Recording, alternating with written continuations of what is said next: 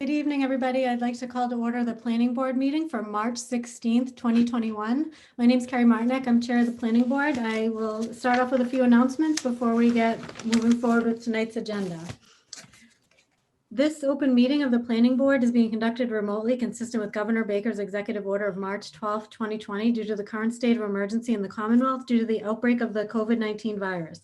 In order to mitigate the transmission of the COVID-19 virus, the town of Northborough has been advised and directed by the Commonwealth to suspend public gatherings, and as such, the governor's order suspends the requirement of open meeting law to have all meetings in a publicly accessible physical location.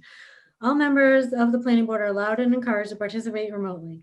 The order allows the planning board to meet entirely remotely so long as reasonable public access is afforded so that the public can follow along with the deliberations of the meeting.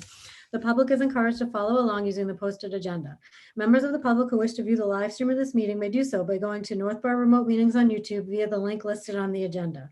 Ensuring public access does not ensure public participation unless such participation is required by law. This meeting will feature public comment. As of now, I will confirm that members and staff are present. If you could please respond in the affirmative. Members, when I call your name, we have Millie Milton. Here. Amy Pretsky. Here. Anthony Zaitin. Here. And Michelle Gillespie. Here. Great. And staff, when I call your name, please respond in the affirmative. Kathy Joubert. Here. And Fred Litchfield. Here. Great. Okay, so ground rules for the meeting. I will invite each speaker on the agenda by name to make a presentation and speak to their application. Participants will provide their full name and hold until their name is called. Each speaker will be asked to mute their phone or computer or not speaking and speak clearly and in a way that will help generate accurate meeting minutes. Those responding will be asked to wait until the floor is yielded to them by the chair. Speakers who wish to respond to the comments of others do so through the chair, taking care to identify themselves. Each vote taken by the board or committee will be conducted by roll call vote. For items of public comment, which we will have this evening, after members have spoken, the chair will afford public comments as follows. By phone, dial *9 to raise your hand and wait to be recognized by the chair. Please note that part of your phone number will be visible to those viewing the meeting. By Zoom, click raise hand on the bottom of your screen and wait to be recognized. The chair will ask members of the public who wish to speak to identify their names and addresses only. Once the chair has a list of public commentators, the chair will call on each name and afford around 3 minutes for comments. No executive session this evening, and that is it. So with that and the announcements squared away, why don't we get started with tonight's agenda? First on our agenda tonight, we have the public hearing for 1 Lyman Street. I'm missing the description here, but that's okay. Why don't we pull in the people that are presenting this evening? So for 1 Lyman, let's see, do I have Marshall Gould? Is that right? Marshall, is that who's presenting 1 Lyman? This is Vito Colonna with Cornerstone. Oh, you're already, just you, Vito? Yeah, Marshall should be here. There he is. He just popped Okay. on. And then we The have applicant, Jeff Jang should be on, and Alok is the architect, and Dave Varon should also be on, his landscape. Okay, Dave, oops, you're in. And anybody else, or is that your crew? That looks like it. Everybody's here. Yep. Do we have Dave Aron here? Yep, he's on there. Oh, I see Okay, you, good. Dave. Yeah. I'm here. His video was off, that's all. Okay, all right, great. So I have to, excuse me for a minute. Kathy, you sent me the note to read into record for the opening of the public hearing. I just have to pull that up.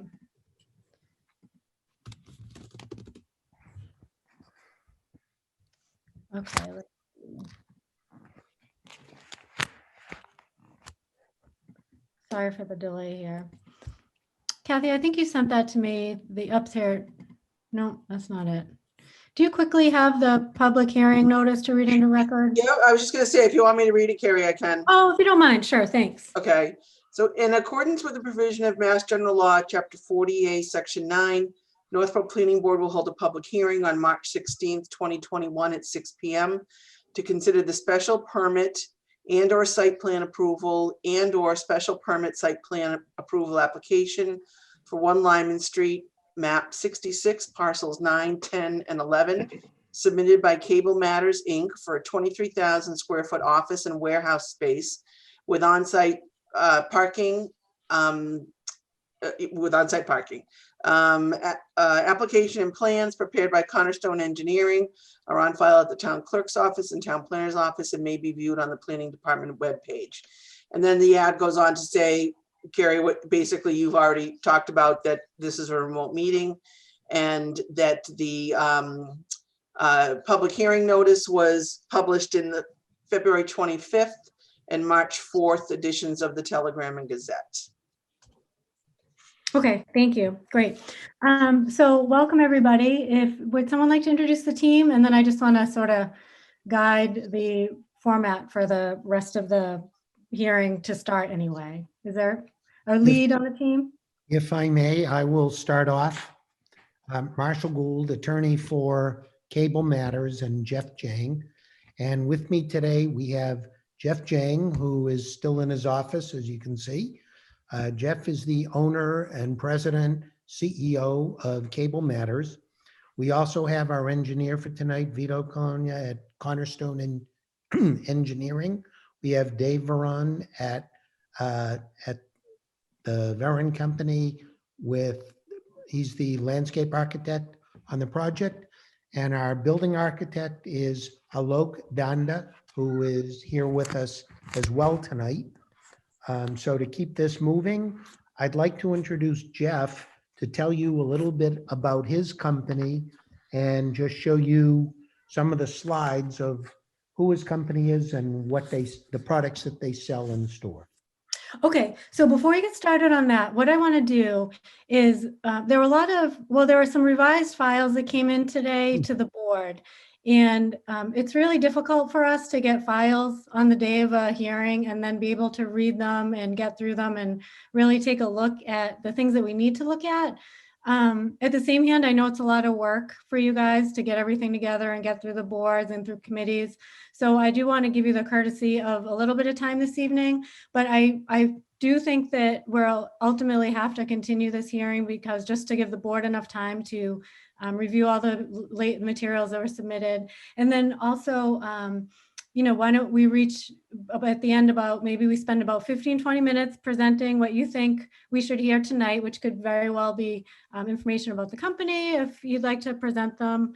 And then maybe settle on at the end what is outstanding or what needs to happen next. I think that design review has additional meetings coming up and whatever else. I think there was a question also of, I just noticed on the application trying to identify that special permit. It looked like there was just a question of what that was for, either a warehouse or light manufacturing. Do we have a determination on that one?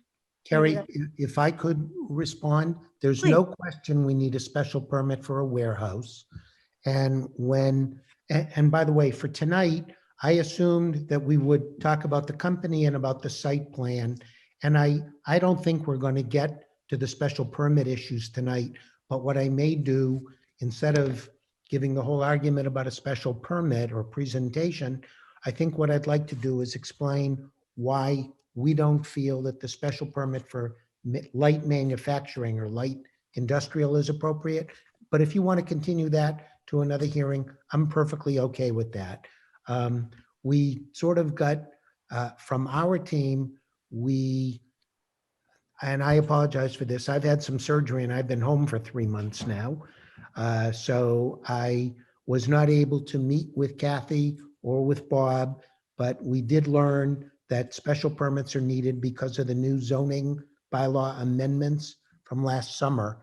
So the original presentation, the original application had to do with site plan. Vito prepared that. So I think if we hear tonight about the company and from Jeff, then you can continue us whenever you want. We've got at least one more meeting with design review, and I presume that this is going to continue for at least one more, perhaps more on the hearing. So whatever you need. Okay, sure. So why don't we clear that up right now to make sure we're all on the same page with the application. Kathy, is this are we going with warehouse or light manufacturing? Oops, I can't hear you, Kathy. You're on mute. I'm just looking for Bob's zoning determination, but given that they both needed a special permit, you know, warehousing and light manufacturing, I believe that Bob had looked at it first as a warehouse, because that's, you know, that's in fact what part of this is going to be. And then also the definition for light manufacturing talks about fabrication, processing, packaging, or assembly operations. And I think that's where probably the applicant might disagree, that they don't believe that they're light manufacturing. Okay, but either way, doesn't that require a special permit? They Correct. both light manufacturing and warehouse both require a special permit from the planning board. Okay, so that's almost, well, I guess which use was approved by the variance? I guess wouldn't that be the use that comes to the planning board? Industrial use of any kind was approved was, by the okay. planning board I see. because of Okay. groundwater. Okay. But the ZBA must have had something on their application that defined the use under industrial, I assume. We described to them exactly what we do, and in 30 seconds, I'll tell you what the issue is. The issue is, will we be considered light manufacturing? The only words that might apply are packaging and hand labor. Everything that comes to this warehouse is already packaged. If a purchaser who's going to use UPS, and only 2% of their sales go out of this warehouse, most are on Amazon, directly from Amazon or an e-mobile platform, then what they do is they take some of the already packaged merchandise, and if they fit 3 or 4 or 5 in a 6x6 by, I think 6x6 box, or the boxes go as large as 16 by 16 and 20 inches high, all they would do is take off the shelf, put it in the box, and then ship it UPS or postal service. Almost all of the shipments are the small 6-inch packages. But if you view that as packaging, then we need the second special permit. But that also changes the amount of parking. We would like to go with the lesser parking because we don't believe that that's packaging, but that's a decision that your board will make. Okay, so that sounds like it still has some work to it. Why don't we, and then site plan wise, has the site plan that we have, what is the most up to date? Is there one where the site plan reflects any changes in the renderings that have come, the revised renderings, or is it an old site plan? Vito, unmute yourself. Oh, I'm sorry, I didn't know you were trying to speak. I can just answer, well, I'll Okay. answer it just from the design review committee this morning. The design review committee is still going through the process. So, and the renderings, the architectural renderings aren't part of the site plan.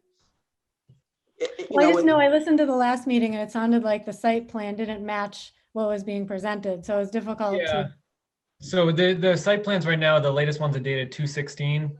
Okay. Actually, we had 3/20. Sorry, I just read the wrong one. We have a 3/20 date on them.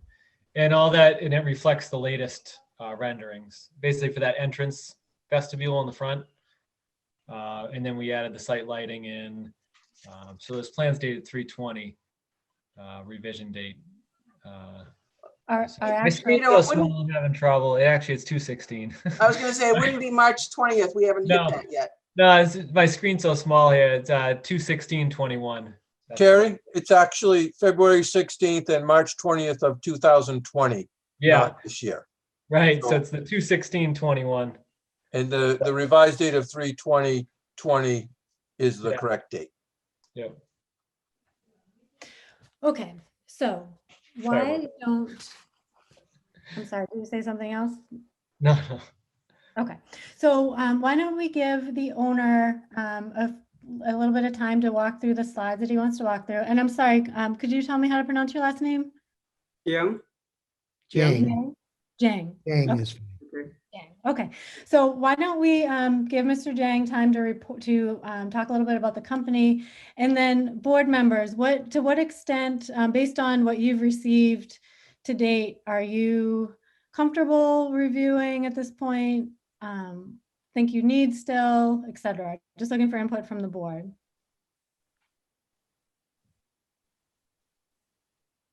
So what is the plan that we're supposed to be looking at? Because I did look at the 3/20/20 plan. It's 2/16/21. Okay, so hold on.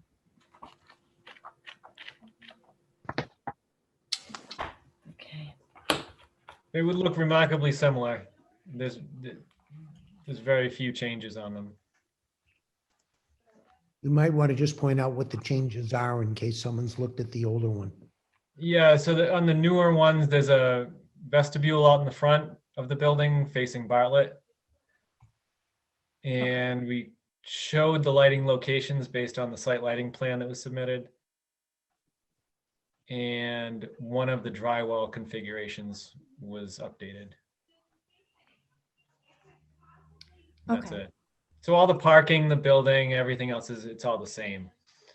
Okay. The major All right, layout. so why don't, so we actually, I think we need to get everybody looking at the right application. I think we need to get the right application filed, and I think we need, so I think the town engineer, we just got a memo today at 3:30. We don't have a memo from design review. So what I don't want to do is get too far down without all the materials needed. So why don't we let, oh, Amy, I'm sorry. Did you have a different opinion? Okay, no, while you're adding things, there's also the 7.2 submission requirements from the Northborough Planning Board rules and regs. You know, we usually go through those. They write up a little talks, it's a little description that we get. The impact, all the impact statements? It's like, I think Kathy, I don't know if you can send them out a list. It's 7.2 submission requirements from the Northborough Planning Board for a site plan. Talks about, yeah, a little bit of traffic, public water, sewer demand. It just goes through a list of criteria and we get a little write-up. It's a summary. Okay, so really what we're looking for is just a more complete application. And then one other thing too, I had a question about the demo permit. Kathy, did we hear anything on that, on the demo permit?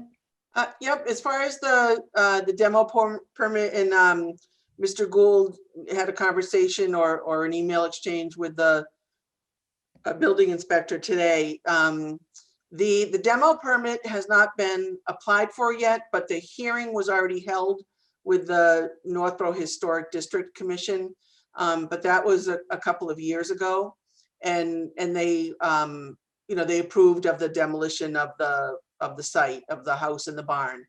But Mr. Federico is advising that, given that a couple of years have passed, that the applicant should go, just back before the Historic District Commission, refresh them on their plans, and then, move forward with the demo permit. And we have agreed to that. Okay, so back for the demo permit as well. Right. Okay, Amy, did you have something else or that was it? No, that was it. Kathy, can you send them a link to the submission requirements for 7.2 with the Northborough Planning rules and regs? To the planning board or to the? No, to Marshall if he doesn't have them. Oh, yeah, yep. Okay, Thank you, Amy. Appreciate it. thanks. Okay, great. So why don't we take about the next 10 minutes or so to get through any of those slides that you wanted to talk about the company. Then we'll wrap with whatever we need. We'll obviously have to continue because I think we need a complete application here and give the board time to review the materials. And then pick a date and time to reconvene when we have everything to look at. So Okay. did you want to present anything, Mr. Jang? Yes, may I share my screen, please? Please, yep. I do see a little button that says share screen in green at the bottom.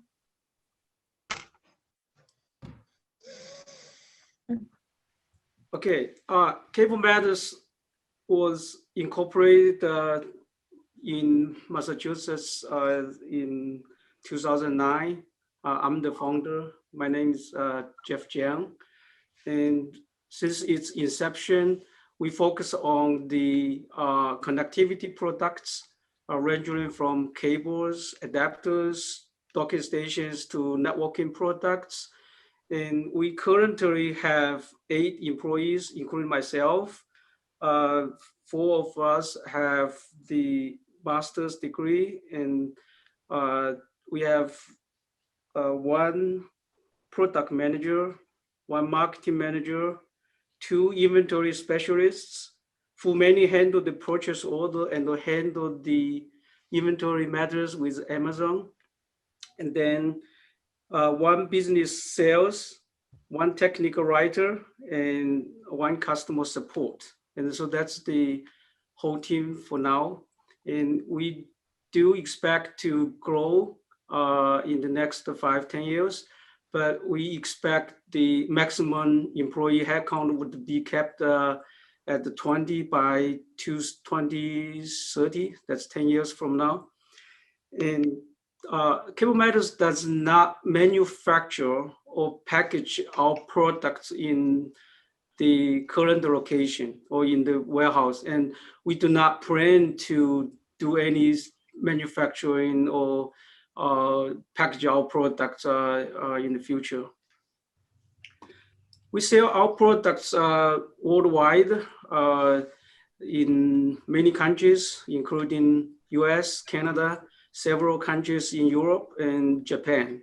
The organization can range from tech, education to all sorts of industries. I'm going to show you what the product looks like. Those products are really some of those like used by everyone for their smartphone, charging, connecting the cables to your monitor, connect cables to your network. So it's, you know, that's the cables. Then we also have another type of products to converting 1 signal to the other. So those are hubs, or we call the adapters. So you have all kinds of ports in your computer, then you might have different ports on the other side of the device. So then you use this to convert your connection. Then we have a well-integrated docking station. So basically this facilitate connection to all the peripherals. So, you know, when one arrives in the office, they can just plug in 1 cable and then all the peripherals are connected. And so that's called their docking stations. So this is how our products are packed. Okay, so there's one, you know, it's really packed in the paper box. We took this product out of the box just to show you what what the product looks like. But you look at this. This is sealed, so they all come in packaged. Okay, so we don't, you know, again, we don't package the product per se in the warehouse at all. And then there's some products packaged in polypropylene bag, and then, you know, then like 50 to 100 those bags will be placed in a big carton, and then, you know, we can ship them out through the UPS or USPS. So that's another example for the polypropylene bag. So in the warehouse, we you know, have we call the shelved space to for the customer support engineer to easy pick and pack and ship the order to our customers. So there's another part of the warehouse. So it's the loose carton, or in some cases the pelletized storage.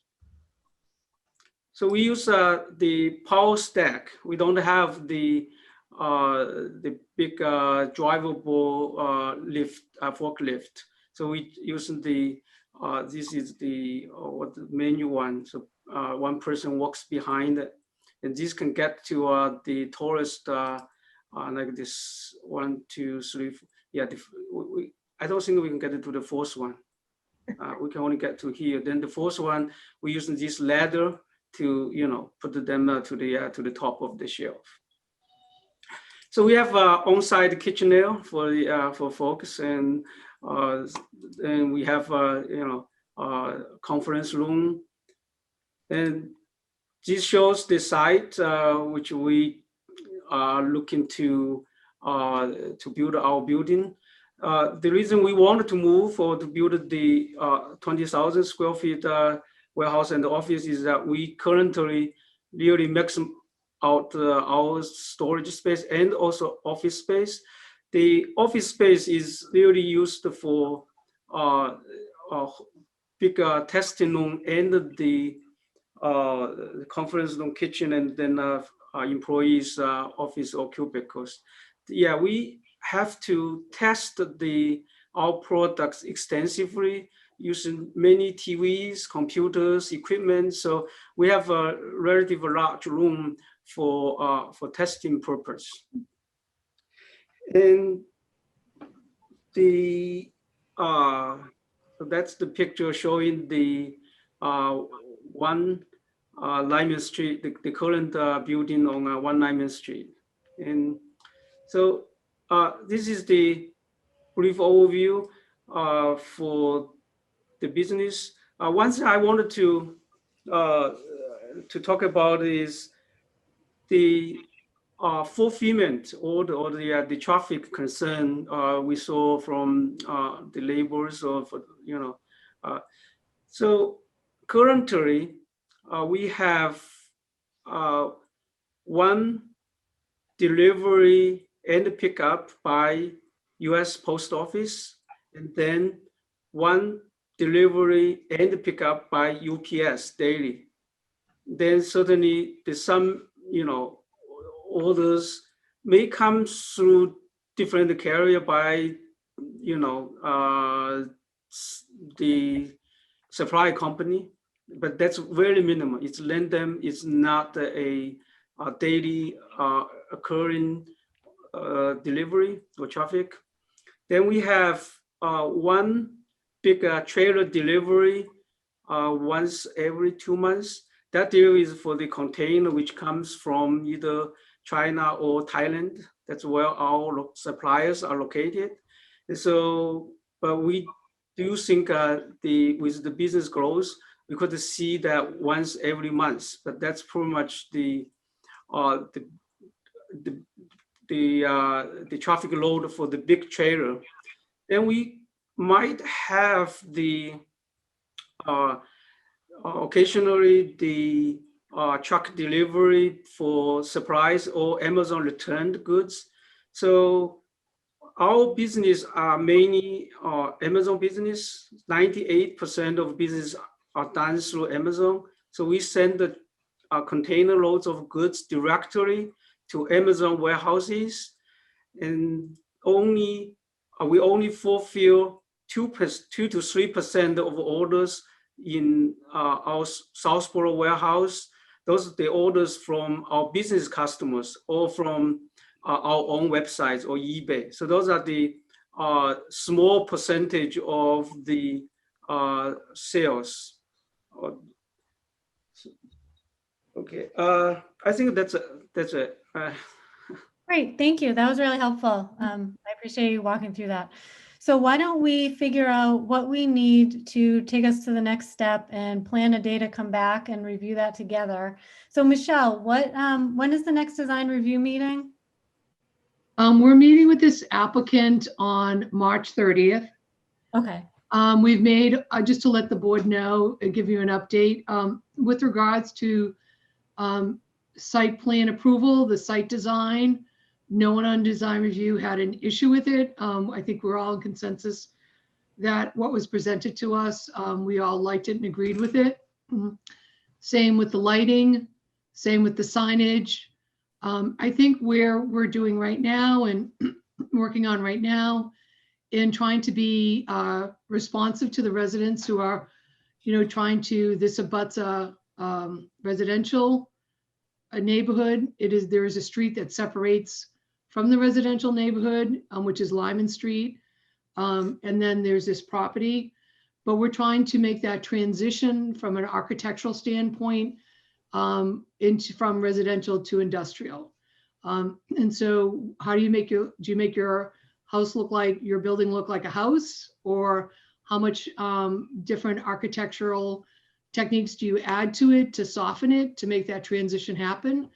Regardless of wherever you are in town, if your residential buffers another, like commercial or a highway or industrial, you're going to have to make that transition. So, I think the applicant's been very good coming back with some different recommendations and getting feedback from the board. And I think we're going to meet again on the 30th and try to implement some of those changes. The other thing is we've done a lot of extensive work. I know Dave Veron could probably spend a minute with you telling you about some of the landscaping to help sort of, as I talk about, making that soften that transition from residential into industrial. And that's our goal, to try to do that through the architectural of the building as well as the landscape. And then did the design review committee get a chance to see there was a memo sent or a letter sent from the abutters that had several concerns about the site renderings and questions and things like that? Did the committee receive that PDF or? So we received an email this morning, 15 minutes before we started. Kathy was able to respond to one of the butters extensively with a lot of their questions. Kathy, if you want to speak to that, there was one direct abutter who had quite a bit of questions that Kathy was able to reply to. And then there was another letter that, I mean, just like you guys are today, right? You feel like you didn't get everything early enough to review it. And we received that 15 minutes before the meeting. Oh, no, that's fine. I just wanted to make sure. I didn't expect that you'd come back with a report on it. I just want to make sure that everyone had it on the committee. Okay, so it sounds like I also wanted the board to understand that there's nothing that we feel can't be worked out with the design review.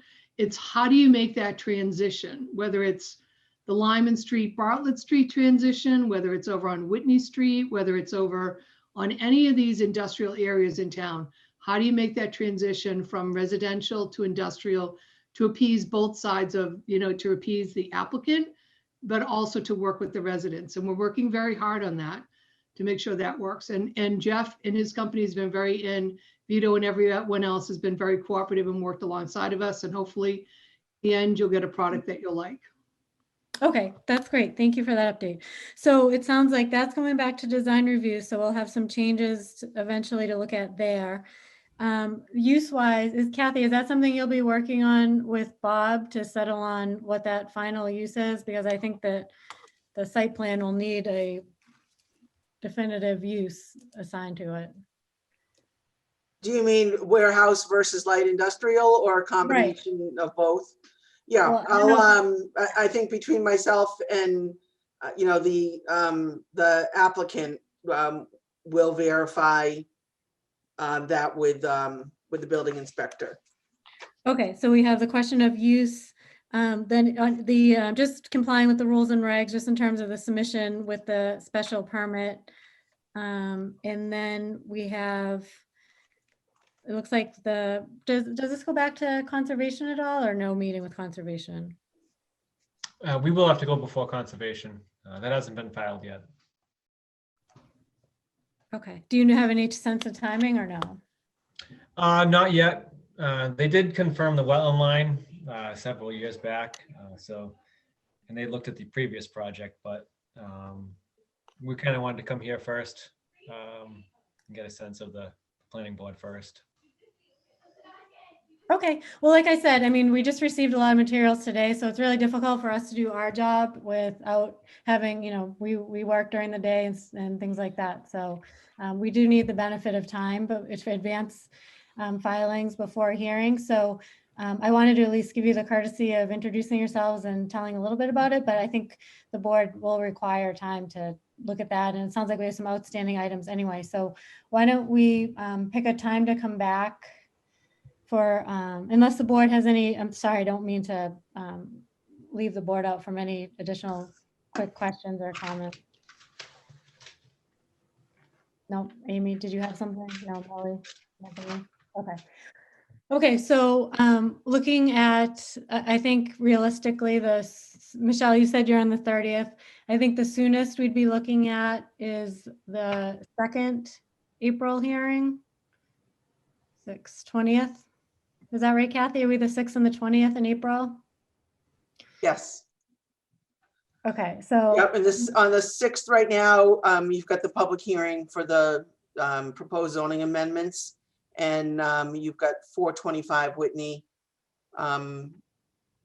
scheduled to come back on that night. So to schedule it on the 20th, it could be first on the agenda at 6 o'clock. Okay. Does that work for the applicant, the April 20th at 6 p.m.? Yes, we'll make it work. Okay, thanks. Board members, good? Okay, is there a motion to continue to April 20th at, and I recognize actually before we make that motion, I recognize this is a public hearing and we can take public comments, but since we're continuing, the public will have the opportunity to make comments at our next hearing. I don't want to go too far down because we haven't reviewed a whole lot in order for people to be able to comment. So I am cognizant of public comments and they will certainly be accepted as we dive down into the plan and get a chance to take a look. So why don't we, is there a motion to continue to April 20th at 6 p.m.? I make a motion to continue the application for 1 Lyman Street to April 20th at 6 p.m. Okay, second. Second. Okay, first and seconded, all in favor, Millie, Aye. Anthony, Aye. Michelle, Aye. Amy, Aye. and Carrie's an aye. Okay, great, thanks very much. We'll see you back on April 20th at 6 p.m. Thank you. Thank you. Stay safe, everybody. You, Okay, what I'm going to do now is actually, I'm going to move to the continued public hearing for the common driveway application for 85 and 95 West Street. So I will bring over, I think we have Brian, oops, David, looks like you're stuck there. Oh no, we got him. Okay, so we have Brian Waterman for that.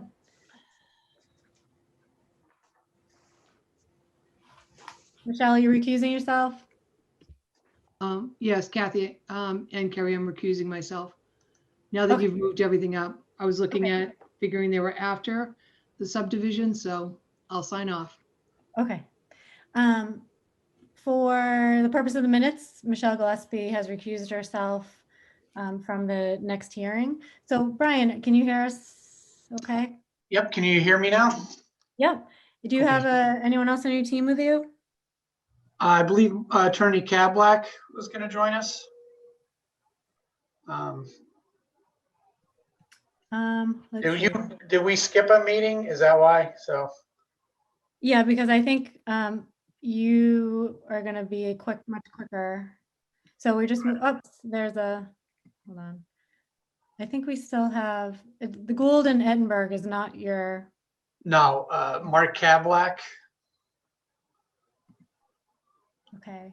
Let's see, would it be a phone number by any chance?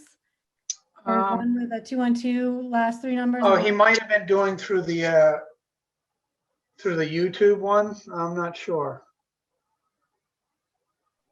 Let's see, well, I don't see him here. I see a. All right, I can start if you'd want. That's fine. Okay, so what I'll say is probably a similar message to what just came across to Lyman is that the planning board received a lot of memos today, the day of the hearing, and it's really difficult for us. I understand it's been probably a challenge for you two to get through the boards and committees and to navigate all of that, but at the same time, it's really hard for us to get everything at the last minute and also navigate, but I want to give you maybe the opportunity for the next 15 or 20 minutes to present what you think you need to, is important to talk about today and maybe direct us to the finals. I think there's a lot of and comments and back and forth. So I just want to make sure the board knows which path to follow because I know it's certainly tough to follow through. And if you hear from the attorney that you've invited, I'm more than happy to bring him over. I just don't see somebody by that name. Okay. Mark, is that critical to your presentation?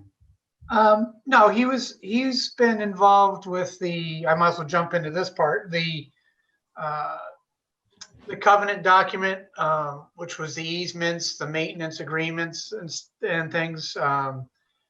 That a draft was sent out in January that was reviewed by town council recently.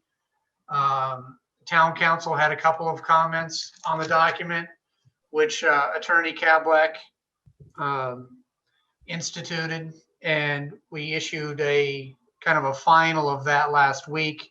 Obviously, it can't be final until, names are decided and it's, signed, but the document was agreed to between town council and the applicant's attorney.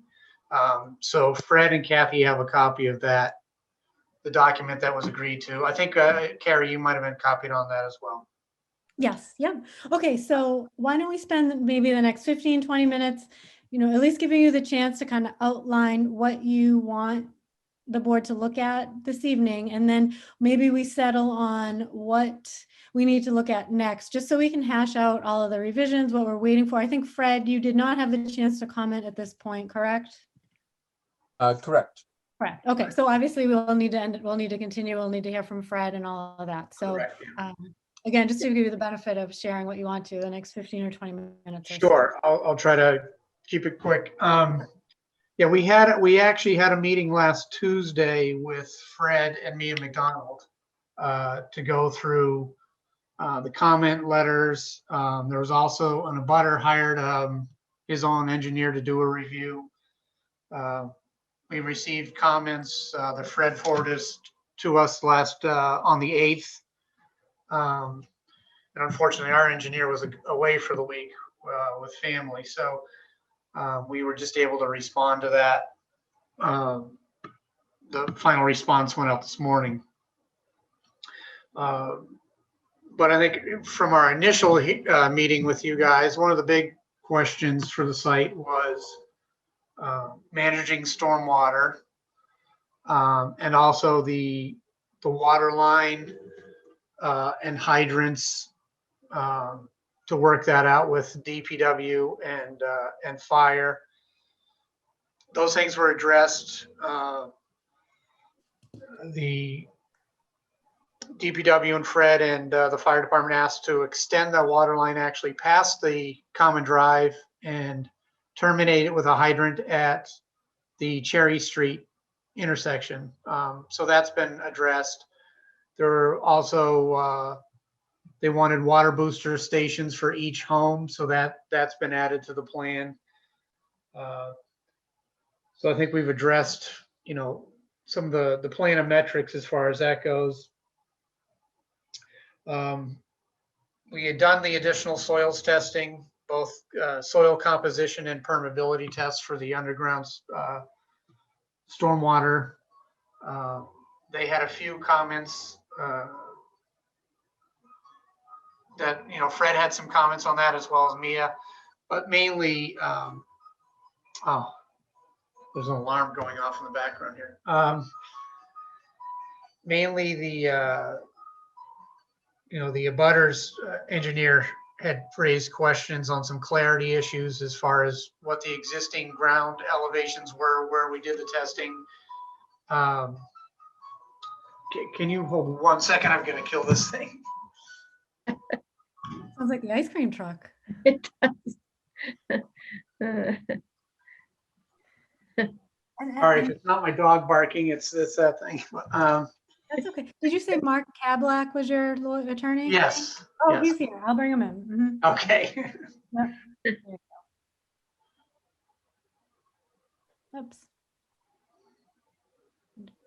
There he is. Okay. Welcome, Mark. We were waiting for you. Hi, Mark. We jumped a meeting, so I'm doing a quick synopsis here.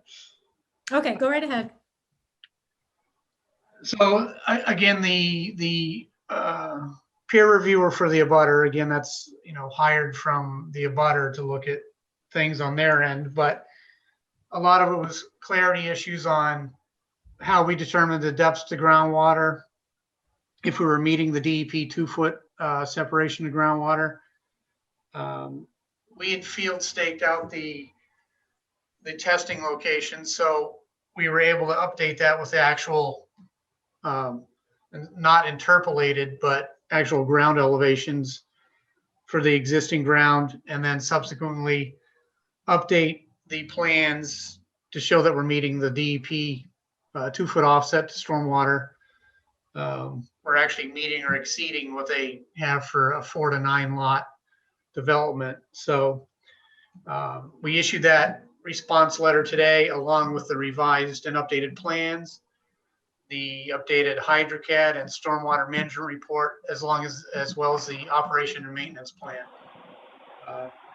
So Fred obviously hasn't had a chance to review all the detail on that, but we're confident that addresses all the major questions for the project. Both kill two birds. It'll cover for the planning board and the conservation commission. We were supposed to have the conservation commission meeting last night, but again, we didn't have a chance to address all the things with our engineer just getting back Sunday night. So we continued the conservation commission meeting to April 15th.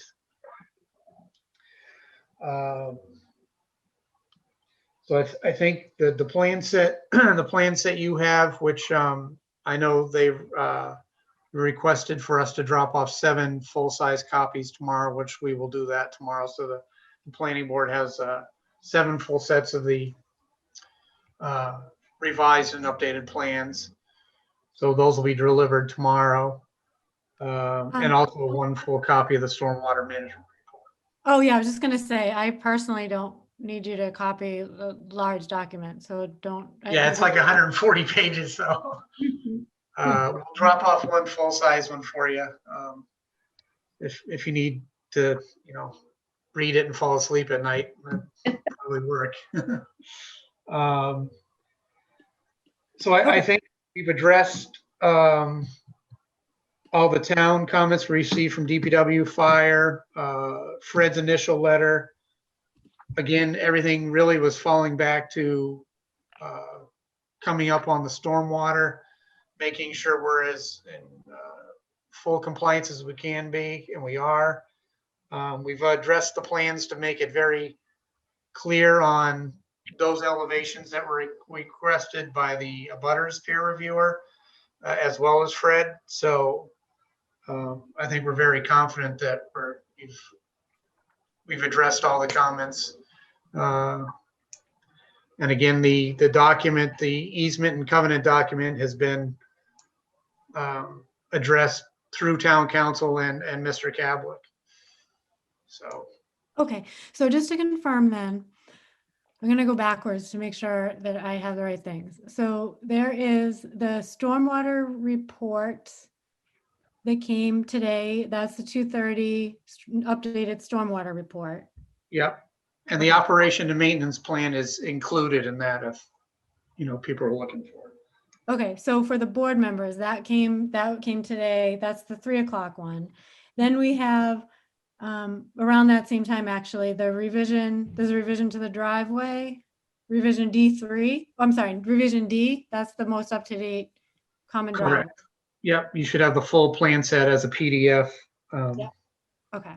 And we'll drop off 7 full-size copies tomorrow. Okay.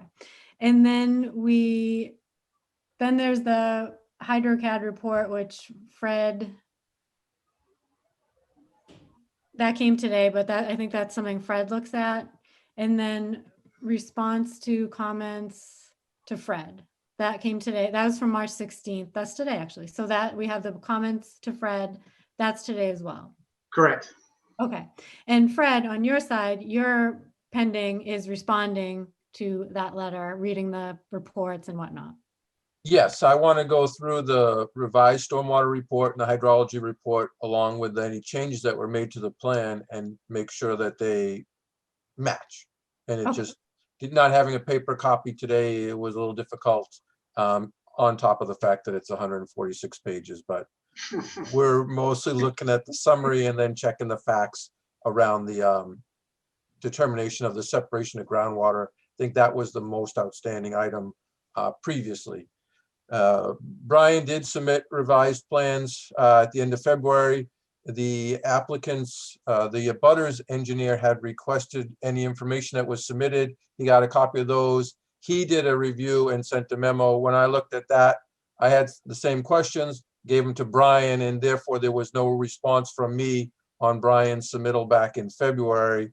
And yesterday he indicated he was going to get it to me today. Unfortunately, with everything else going on today, it wasn't time to do it. So that's where we're at on my Okay. end, and hopefully you have a full report next time. Okay, and declaration of restrictions, that the last one I have on file is from the March 12th email. Is that the latest, or it sounds like it was revised again? No, I believe that's the latest. Okay, Yes, that should be the latest, Madam Chairwoman. That is inclusive of the town attorney's comments. okay, so that's the latest from that. Okay, does anyone on the board have any quick questions or clarifications on the documents that we're looking at? I know we had a lot on file today buzzing around. Okay. Okay, so let's see, what do you have any questions in terms of what you need at all, or is this, I know this has been a long process for you, so.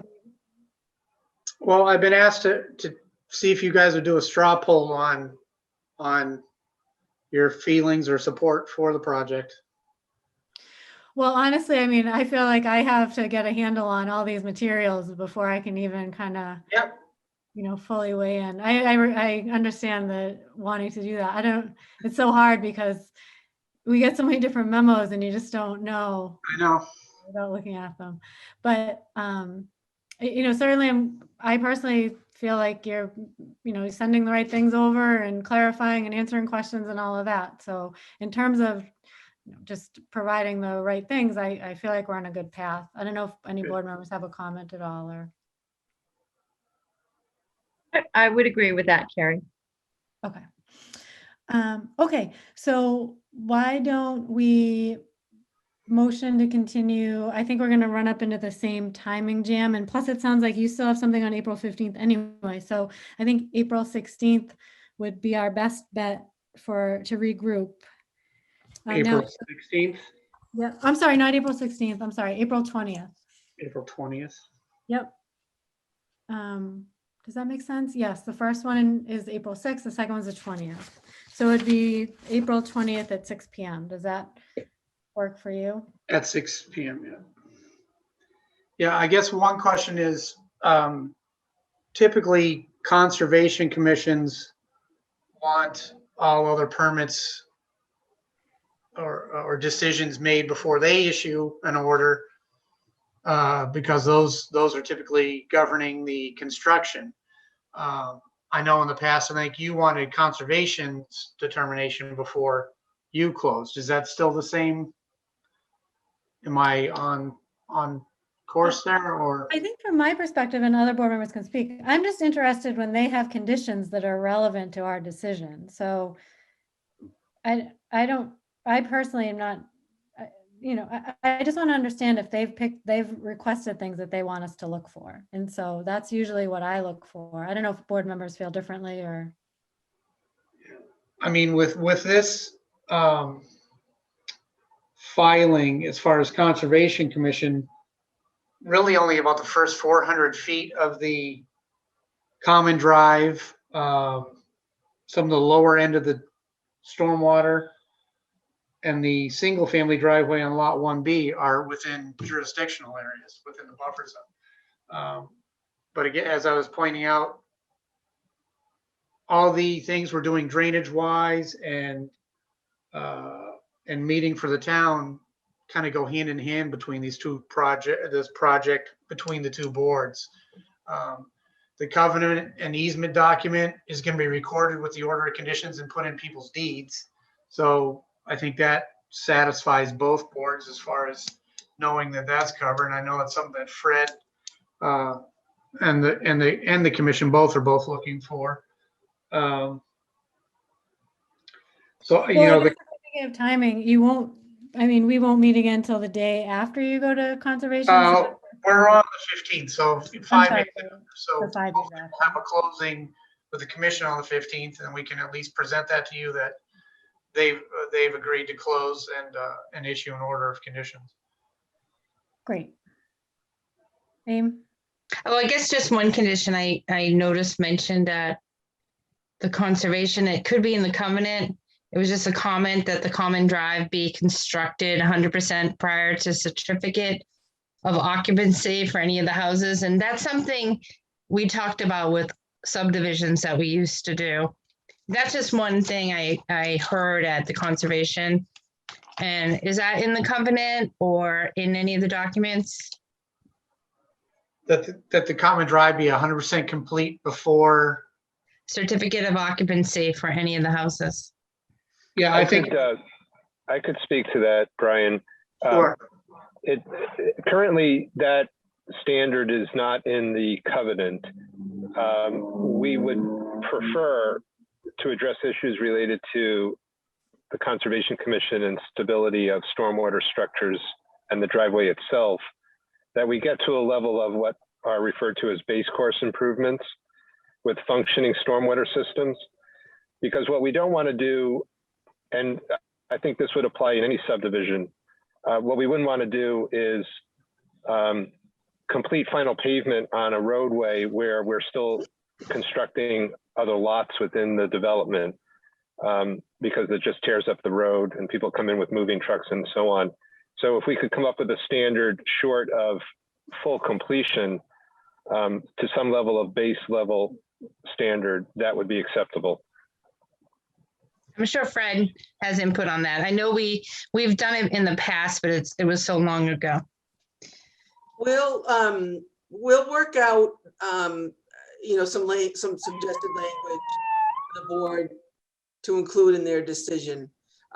Because there's, while I understand, the applicant would prefer that language, but we've run into problems with other common driveways where we have hooked everything on the final occupancy permit, but yet that final lot may be years away from being completed. And so what ends up happening is the base coat deteriorates, and we find ourselves in a situation that we are in on a couple common driveways now. So we've talked about that in-house, separate from this common driveway application, that we need to come up with sort of a standard condition that's going to work for the town as well as the applicant. And then the only other thing I wanted to say was if the planning board, it's always this catch-22 between, who goes first or who's last between the Conservation Commission and the planning board. But if the planning board, closed out, made the decision, closed out the hearing, while the Conservation Commission was still reviewing the plan, and then the Conservation Commission issued an order of conditions that required the developer or the applicant to revise his plans, that's very easy. That's all part of the process. They would have to, come back to the planning board. It could be something as simple as that could be done in-house. That's often done amongst the staff members, where it's a minor change and it's not anything that has to come back before a board and require another public hearing. Or, it may be significant enough where the applicant does have to revise the special permit application and, open up back, the hearing. But that's on them. That's the risk that they take. Yeah, my sense is, Kathy, that we'll have a understanding by the time we come back to you on the 20th as to whether or not we need to continue because conservation isn't far enough along, or whether we feel comfortable enough, assuming everything else on the planning board side is in order, closing the hearing at that time. Yeah, I just feel there's just been circumstances where I'll happen to watch conservation after the fact, or Amy, I think you've mentioned this before at meetings too, where they wish that they didn't explicitly say we wish the planning board didn't close, but it was just they had something that could have been useful to us that would have been nice to include if we just knew about it. So just from that perspective, more than anything else. Even that condition that I just read out loud came from conservation, and that triggered, oh yeah, we could do that. You know, we used to do those conditions. I think the conservation sometimes feels kind of stuck when an applicant goes to the planning board first and gets approval and then comes to the Conservation Commission and asks for waivers from their regulations. And then they feel like if they don't grant it, then the project can't go forward and they're made to, you know, feel bad. So they want the applicant to work with both boards, but not always ask the Conservation Commission to waive their regulations.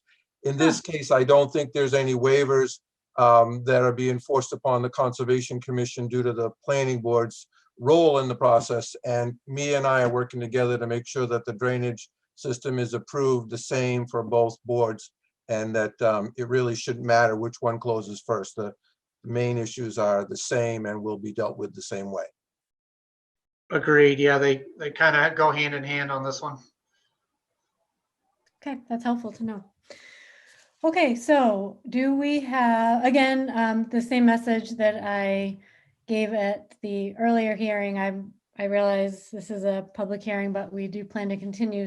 I'm cognizant of public comments and think that we'll be in a better spot to take them when we can look a little closely at some additional information and plans, and we'll certainly open up public comments at that time. So with that, is there a motion to continue to April 20th at 6 p.m.? I make a motion to continue 85 West to April 20th at 6 p.m. Okay, is there a second? Second. Okay, moved and seconded to continue the common driveway application for 85 and 95 West Street to April 20th at 6 p.m. Okay. And we have all in favor, Millie, Aye. Anthony, Aye. Amy, Aye. Carries an aye. So we will see you back in April. All right. Thank you very much. Okay, thanks so much. Good night. Bye. Good night. Okay, so why don't we shift gears now? We will move along to the continued public hearing for the definitive subdivision application for 0 Bartlett Street. So why don't we bring everybody in for that? Let's see. Oh, Jim must be bringing people in for me here. I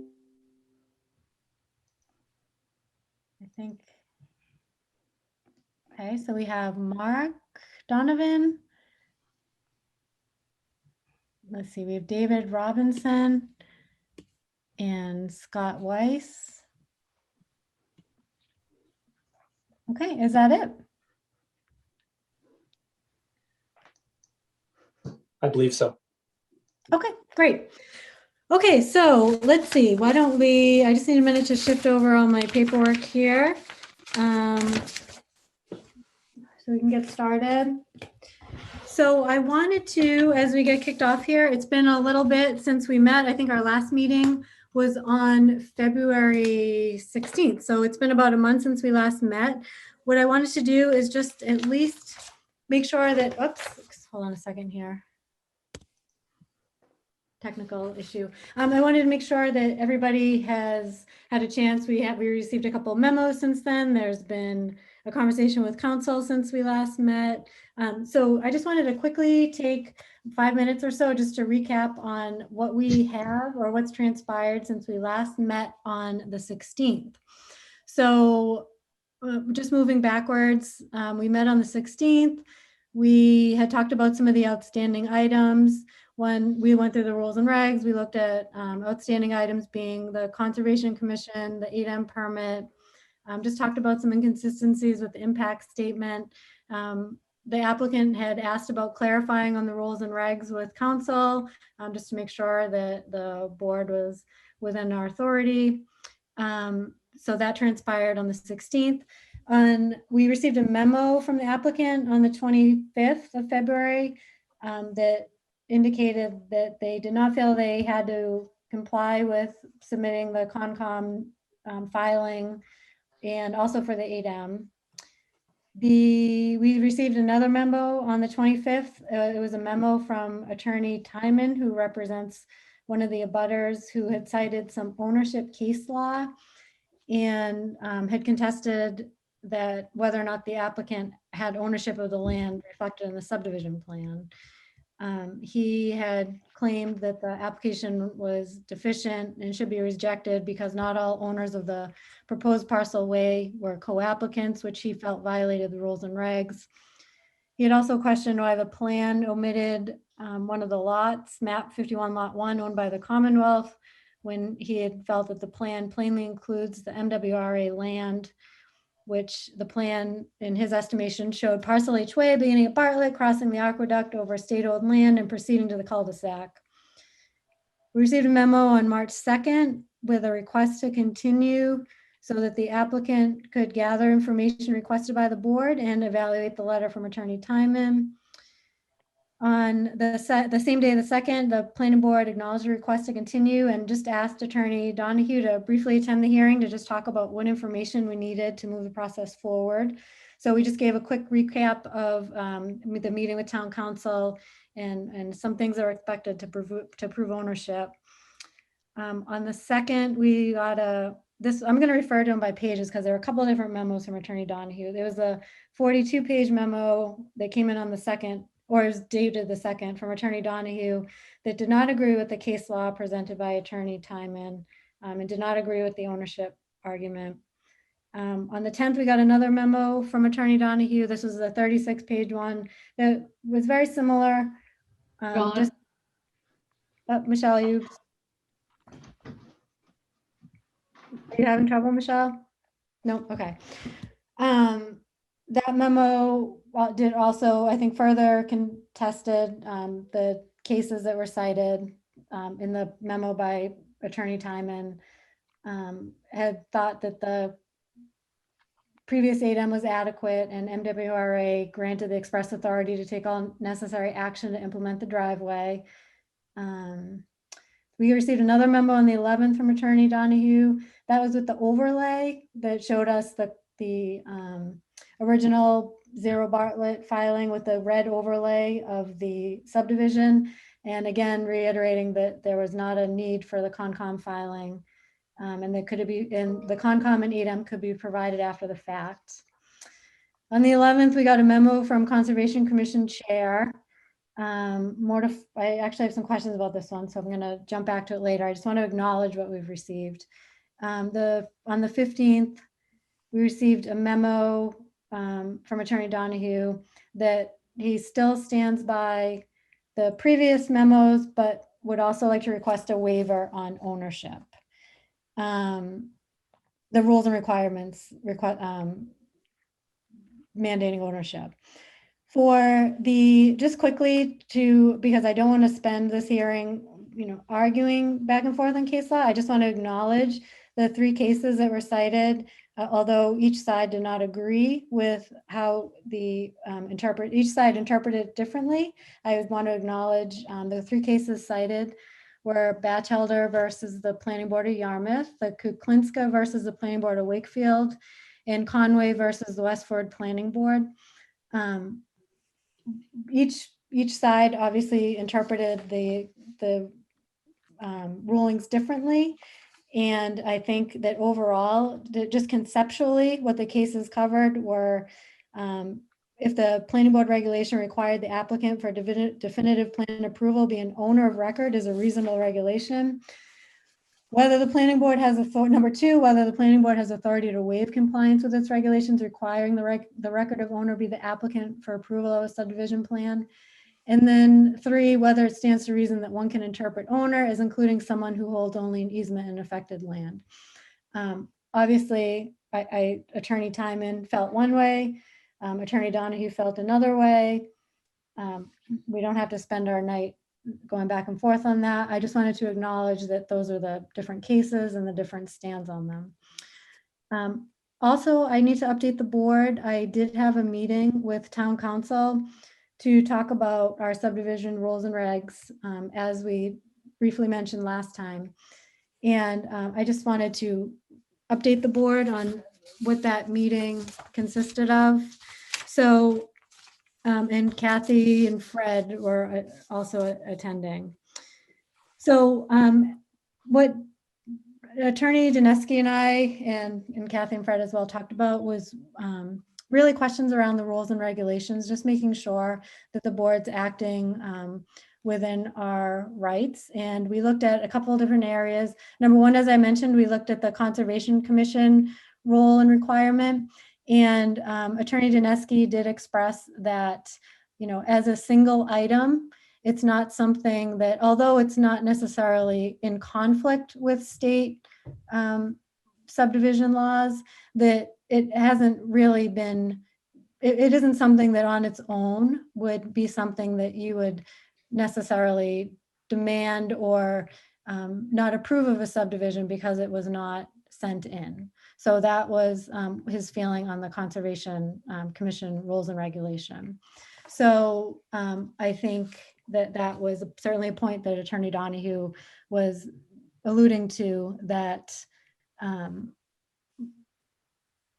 that I think Attorney Dineski seemed to think the same, that it wasn't alone, it's not anything that would cause a denial. The other thing that we looked at was looking at the ownership component.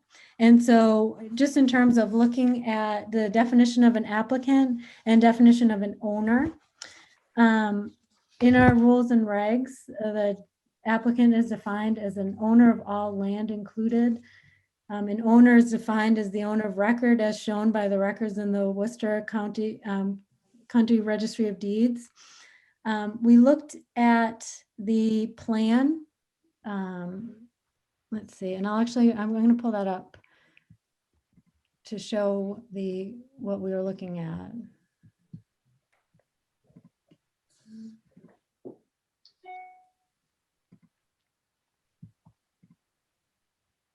Okay. I'm either sharing, do you see the plan right here with the roadway? I think I'm sharing the right thing. Yep. Okay, so we looked at the plan a little closer and we talked about some of the things that we were questioning at the hearing, and questioning ownership and questioning how that weighs into our consideration. What Attorney Dineski, I wrote a few notes down just to share with the board so that everybody's aware, and also the applicant as well. That he felt overall it was a fair question to ask, that the applicant would provide something that at least acknowledges that the land, that MWA land is shown in the subdivision application and that it's okay with them. Just to show some form of consent that the MWA's property is shown in the subdivision plan. That it would be fair to have that information so that we know that the subdivision may proceed with this land, with the land shown on it, and as it's shown on it, the subdivision road is going through the property, and there should be a basis for the planning board to know that there is acknowledgement, whether conditional or contingent, there's some sort of conditional or contingent assent to that. We also talked about, let's see, you know, whether or not, and I think I mentioned this last time when we met, whether or not that whatever form that comes in, that we understand that this subdivision, that we have some sort of proof or acknowledgement that this subdivision application has been submitted, and that MWA understands their property shown on it, they have no objection, you know, and that it was the applicant's burden to show that they're in compliance. And since the deed was provided from the 1800s, that there's some sort of contemporaneous evidence that the property owner is aware of what's going on, and that would be reasonable for us to ask. Certainly that somewhat relates to the 8M permit, so makes the 8M permit a little bit of a different case in terms of where I just mentioned the Concom piece of it, maybe a little bit different. The 8M is a little bit more implicated in this, in that we're just really looking for some sort of acknowledgement. So I think that was the primary message from council, and just really had noted that would not be in excess of the board's authority to request some sort of proof of or acknowledgement or any sort of current day recognition. I think that in terms of updates, I think that was it. We also, we received a letter from a resident that I also asked council about. It was a request, the plan, someone had, a resident at the last hearing had called in and had mentioned a question about a conflict of interest.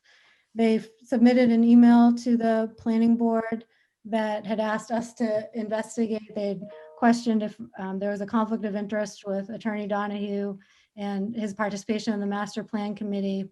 And that is something that Kathy has forwarded on, I think, to the town administrator, which goes to the board of selectmen. That's not in our purview to investigate. So that's something that we won't discuss as part of the application, but that was the other component that we had talked about.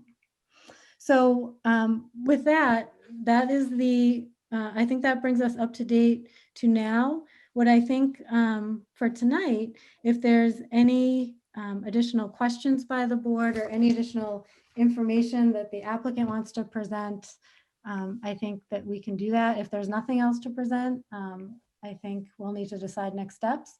So I'd like to start by asking the applicant if there's anything else you wanted that we had that hasn't been sent or reflected in any memos or whatnot. Thank you, Madam Chair. Mark Donahue on behalf of the applicant. Just as part of the description of what's occurred since our last hearing, you mentioned the memorandum from the Conservation Commission, but said you were going to come back to it. Do you want to touch on that first? Yes, I did. Thank you. So conservation, we did receive a memo, so I did want to recognize that. Why don't we pull it up? Did everybody see the memo from the Conservation Commission chair? Mhm. Okay. Yes. Oh, great. Let me pull that up. So we did receive a memo from the Conservation Commission chair. Which I now have.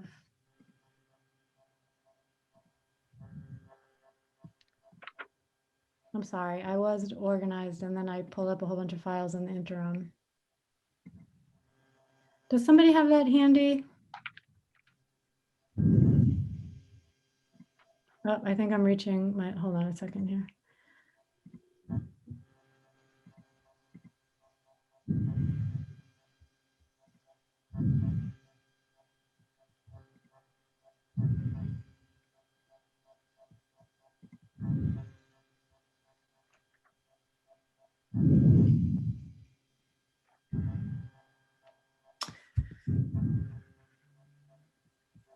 All right. Sorry, everyone. I'm just gonna have to pull it up from scratch again. I had too many files open. It's taking a long time. All right. Kathy, do you recall what day that, I just actually said what day, the 15th? March 11th. The Yeah. 11th. Yep. Okay.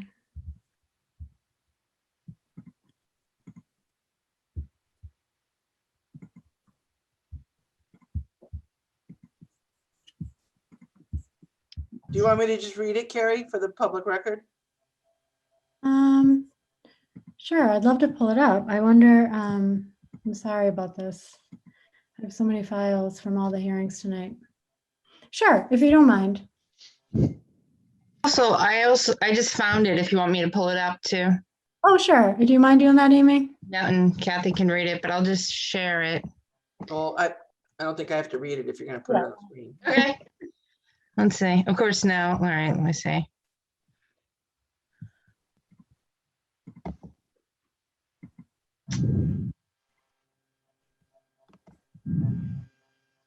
I swear I just opened it.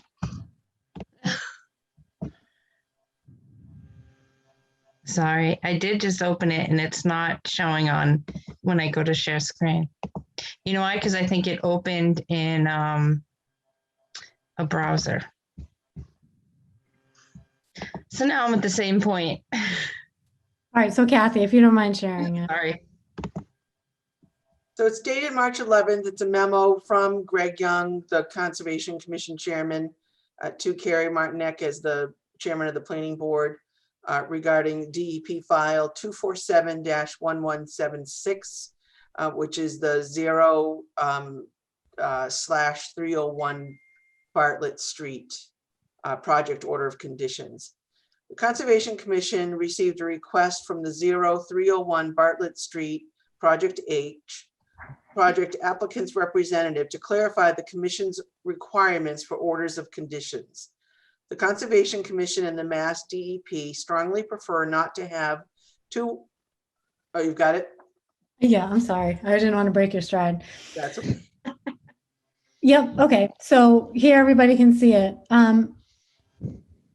So in this case, my question was, so this came from Greg, but the applicant did not go before the Conservation Commission, correct? That's correct. I reached out to the Conservation Commission agent. Okay. So the commission itself has never looked at this application.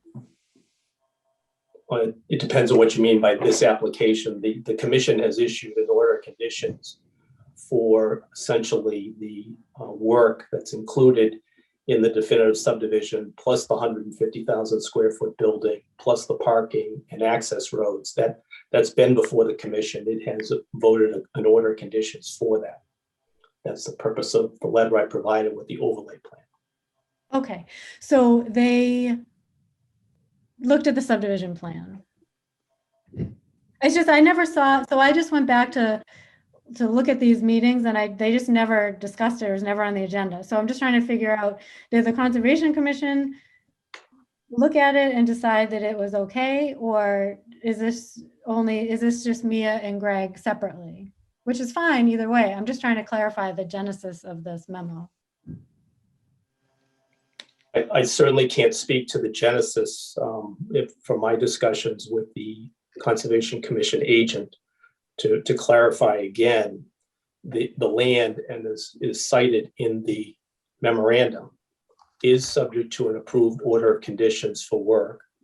As we have described previously, that work far exceeds the work proposed in the buffer zone from this definitive subdivision plan.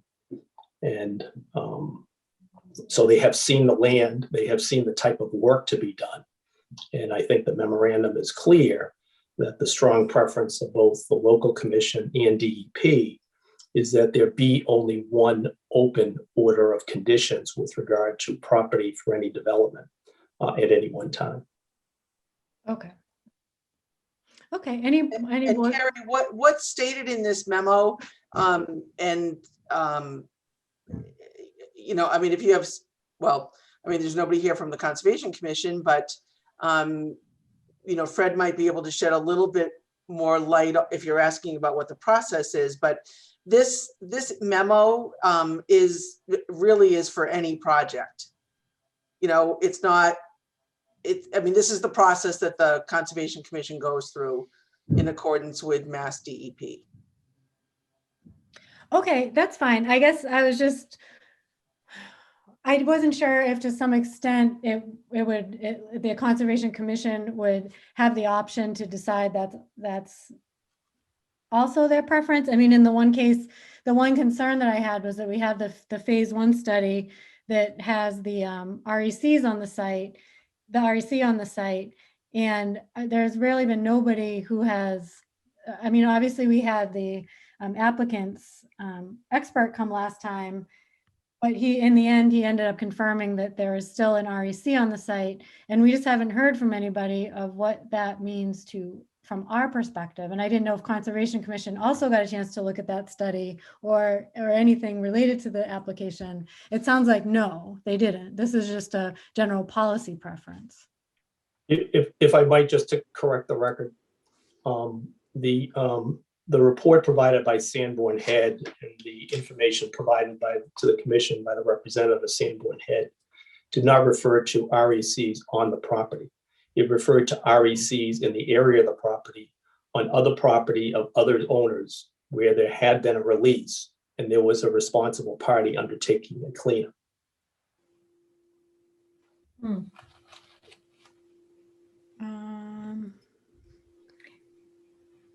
he kept calling it the subject site, so I don't know. Oh, go ahead, Amy. Oh, I was just gonna say, I did go back too, because I watched conservation meetings. I didn't watch December. I went back and read the minutes, but I did watch last night.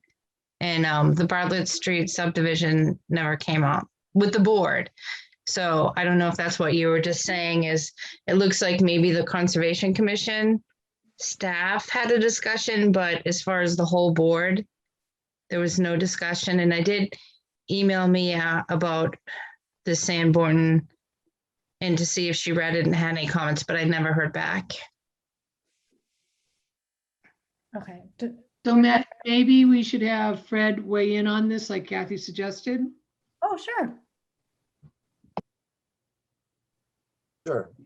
I believe what the chairman and the conservation agent were basically saying is that if the applicant was to submit the subdivision, in order to get an order of conditions for that, he would have to get a certificate of compliance and close out the previous order, or amend it so that that order of conditions labeled in the letter 247-1176 was for the subdivision.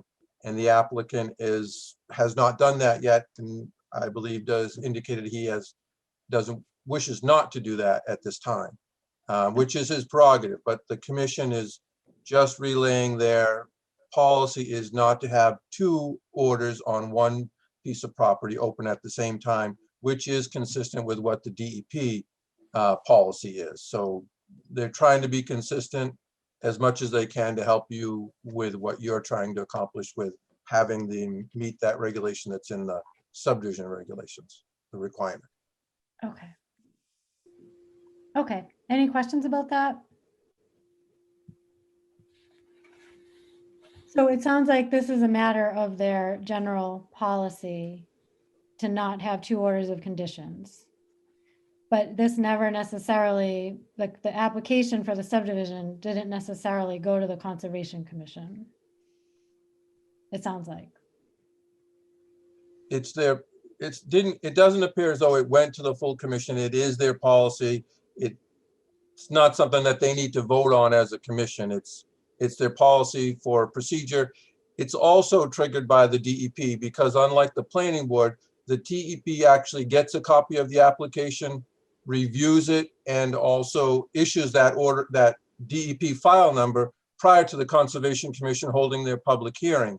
Their policy would be not to issue another order of, or not to have another file number associated with the same property. And their recommendation, I think, would be the same thing, is that either close one out or amend it so that it's for the application of the subdivision rather than the site plan. Okay.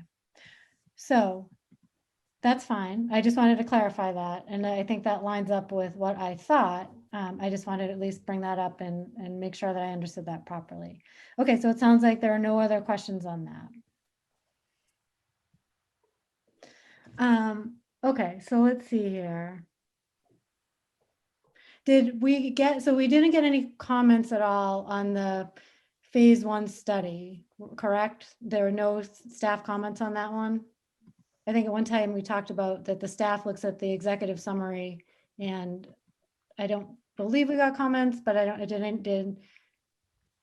anyone want to comment on that at all, or pull that up?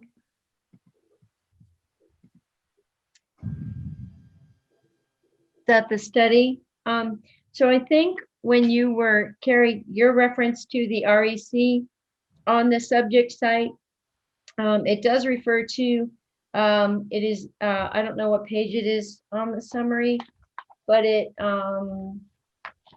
does have a statement that it says it is Sanborn Head's opinion that this upgradient release constitutes a wreck to the subject site. Okay. But That's not, what okay, so conservation is at least, are they made aware of this, or are they?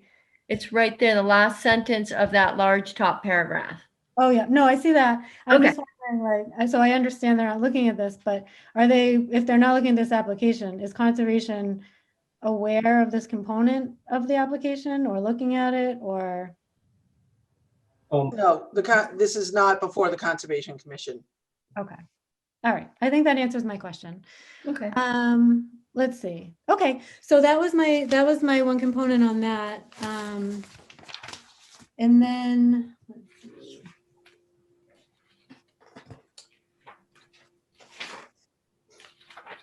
Was there anything else that you wanted to add or talk about, or there's no 8M permit or any sort of additional information there?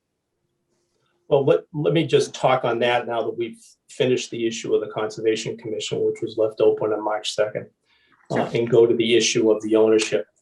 Because as set forth in the correspondence, the ownership is even more complex because the Massachusetts Water Resource Authority is actually not the owner of the property. Pursuant to the governing statute, rather than title conveying to the property when the MWRA was created in 1984, only care, custody, and control of the property and management of the property was conveyed. So it's actually still owned by the Commonwealth of Massachusetts. And for the reasons set forth, we think a strict requirement of being the owner under your regulations, which I point out is a different definition than the statutory definition of applicant, would be unreasonable and unnecessary. I think what we have with regard to the issue that the chair touched on, to make sure that the parties who own the property, or in this case have care, custody, and control of it, know about it, the submittal in some fashion, is covered in two different fashions. One is the fact that we have submitted the 8M permit for the driveway that was shown on the site plan. And as is set forth in my letter of March 11th, and which David Robinson can review in more detail, that is essentially the same as the subdivision roadway as far as impacts upon the aqueduct, with the only difference being essentially the addition, only significant difference being the addition of the sidewalks on both sides as required by this board. So we do have evidence that they are part or know of the process and have agreed to activity for vehicular crossing of the aqueduct. We further have proposed to you a specific condition of approval that the applicant will produce a new 8M permit at the time or prior to construction of the subdivision. It may be a fair question to ask why the applicant doesn't do that now. And I think there's a clear analogy to that, to what the Conservation Commission is addressing, with the desire to have for reviewing authority, particularly a state agency that's doing this in numerous locations, to specifically have, when work starts, one set of plans that they review and inspect to make sure they're in compliance. The applicant's hope and intent for this site is to build the driveway as shown on the site plan, not the subdivision roadway. That's why we appealed this board's denial of that decision. That's why we asked for an expedited briefing schedule with the land court to bring that to a head in some fashion. We have with the Conservation Commission order of conditions, and we have with the 8M permit as issued, the approvals necessary to do the project that is the desire of the applicant, which is that driveway in some fashion. The only thing that to do to try to achieve your goal of getting that from either the MWRA or the Conservation Commission would be to give up those rights in total. And that's inconsistent with the purpose and intent, particularly while the litigation is still pending with the town and the land court on your denial of the site plan. Mm-hmm. So the preliminary plan came in July. The preliminary subdivision, which was before the denial. But I just want to clarify what you said, but this subdivision is because of the denial? Did I misunderstand what you said? No. No. Okay, but Yeah, I'm talking, sorry, I didn't mean to interrupt. No, go ahead. I'm not speaking as far as sequential. I'm speaking as to what the intent of the owner of the land is, the developer, as to what they want to do and why it's, in that case, unreasonable to require them to go back and give up permits they have for the use that they want to do in the first instance. Mm-hmm. Okay, so with that, are there any board questions of what's been said so far? Hmm.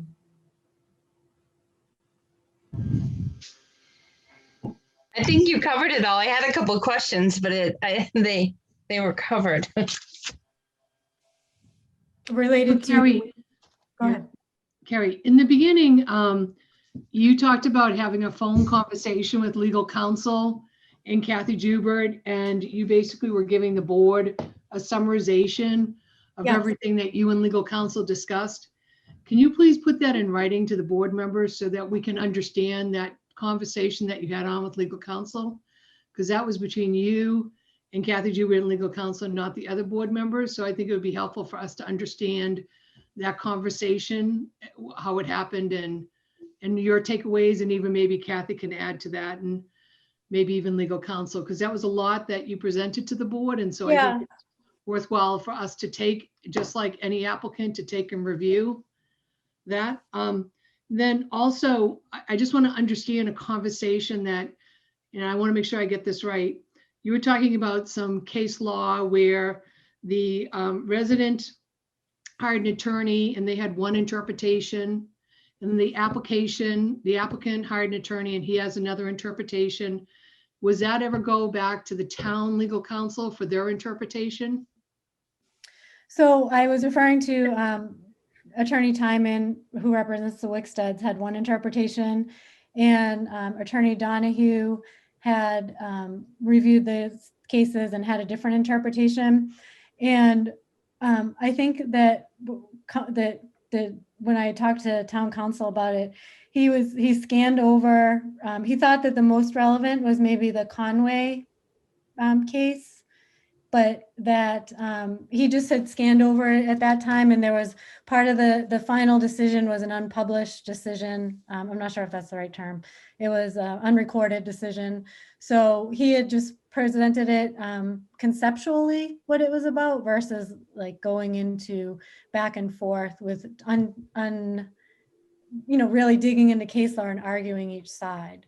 So there wasn't, I think he felt like a couple of the cases where it could have been viewed as it was contested land. And I think Attorney Donahue had maybe referenced that as well, that it was contested land.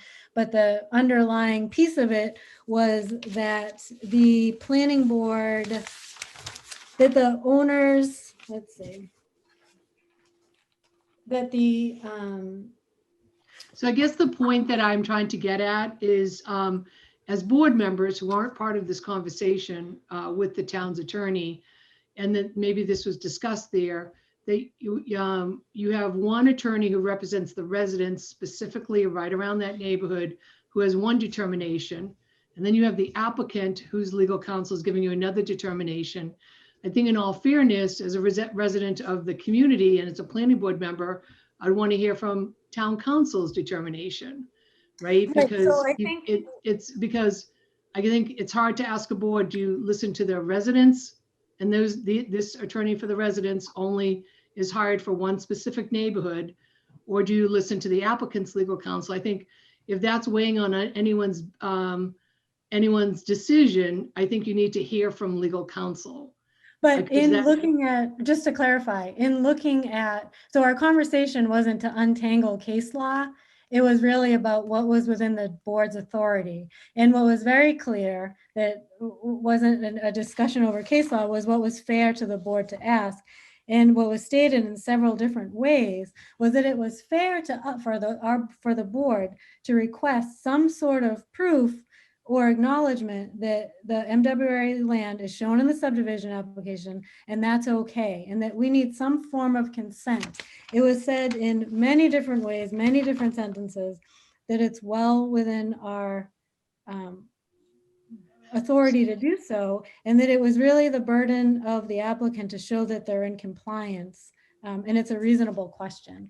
So the point wasn't to argue case law back and forth. And it was really just, in fact, it was it wasn't really the focus of the conversation at all. And, okay. and nor do I think- Can I make a recommendation if possible? Because there was a lot that was presented to the board in the beginning, again, of a conversation that you as chair and the planner had with the legal counsel. Can I make a recommendation that we ask if we're going to continue this hearing, which I'd recommend we continue the hearing, that at the next hearing, the town legal counsel comes and participates at that hearing. Yeah, I think we're getting down to a point where we have a due date of April 7th. So there's no additional, this has a deadline to it. We've continued it over and over again. We know we're not getting additional information. We even continue the hearing and have legal counsel attend. I mean, I've been on the planning board for years and done that. I mean, if the board agrees, you can continue it and have legal counsel participate and attend at the next meeting. I'm just talking about discussions that have happened. There seems to be just a little bit of, it doesn't make sense what you're presenting. And if board members are making decisions based on one attorney interpretations and another attorney interpretations, and then I had a discussion with this, I just think it's worthwhile having in what might be an important decision. And if you deny it, it's, you know what's going to happen, that it's important to have legal counsel come and advise the board. Okay. May I? Yes, please. Thanks.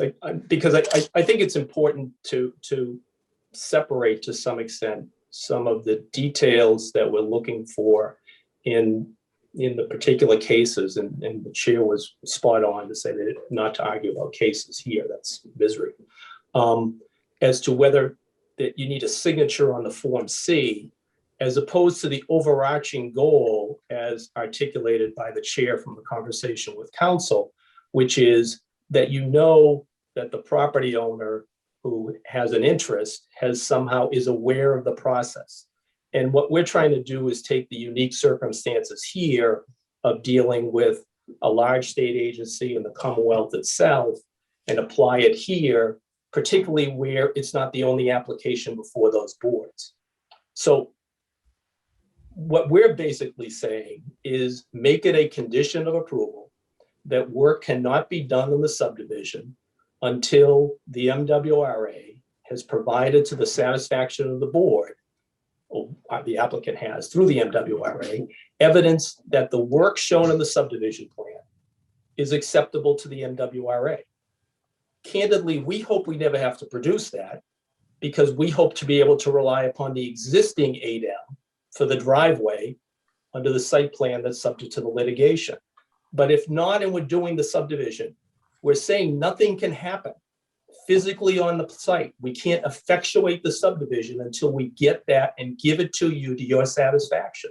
And if you want to make it a condition of approval that it has to be subject to a further public hearing with notice to abutters, we'd accept that also.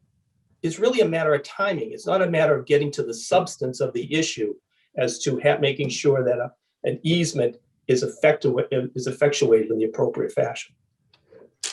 Okay, here's what concerns me about the 8M permit, is that this 8M permit has been something that we have asked for since the original Zero Bartlett. And in the very first discussions when I asked for it, the response to me from the applicant, from actually Mr. Lopez, was, why do you want to see that? And right there and then it flagged to me that I wanted to see this permit and I wanted to understand what it was all about. And it was produced.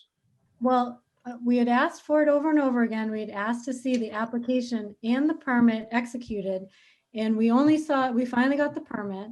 So fine, that finally came through. And then we had asked for it, as soon as the preliminary subdivision was filed, we asked to see the 8M permit. Every single hearing we've said, can we see the 8M permit? You're going to need the 8M permit. The preliminary was denied because there was no 8M permit. There was some inconsistencies with the impact statement that we didn't understand, and whatever other reason, I can't remember. But every single hearing now this has been 8 months of asking about a permit, which to me would ease my mind that the MWRA is even remotely aware that they're in a subdivision application.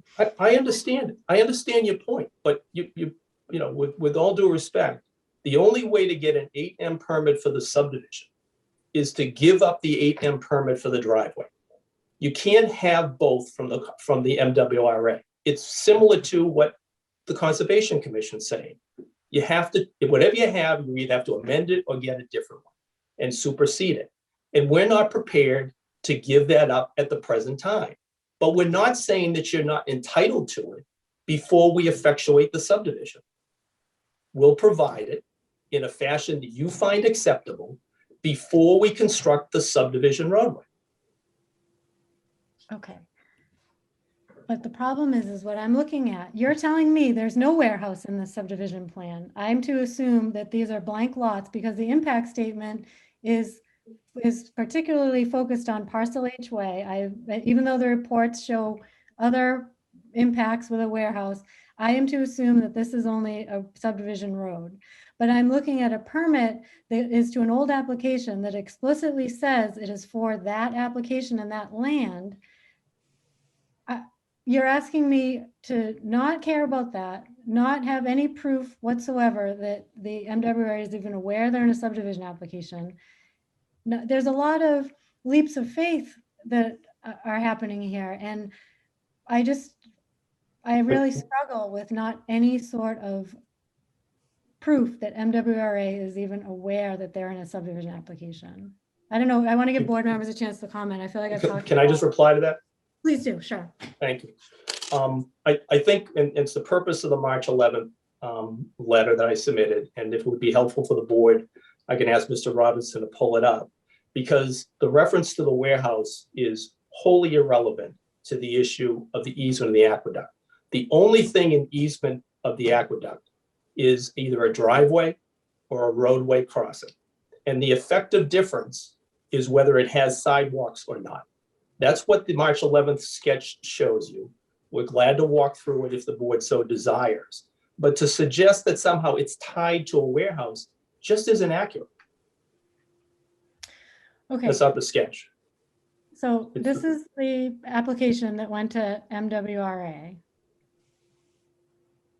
This is what was sent over from MWRA. They have no further application from you. This is the permit.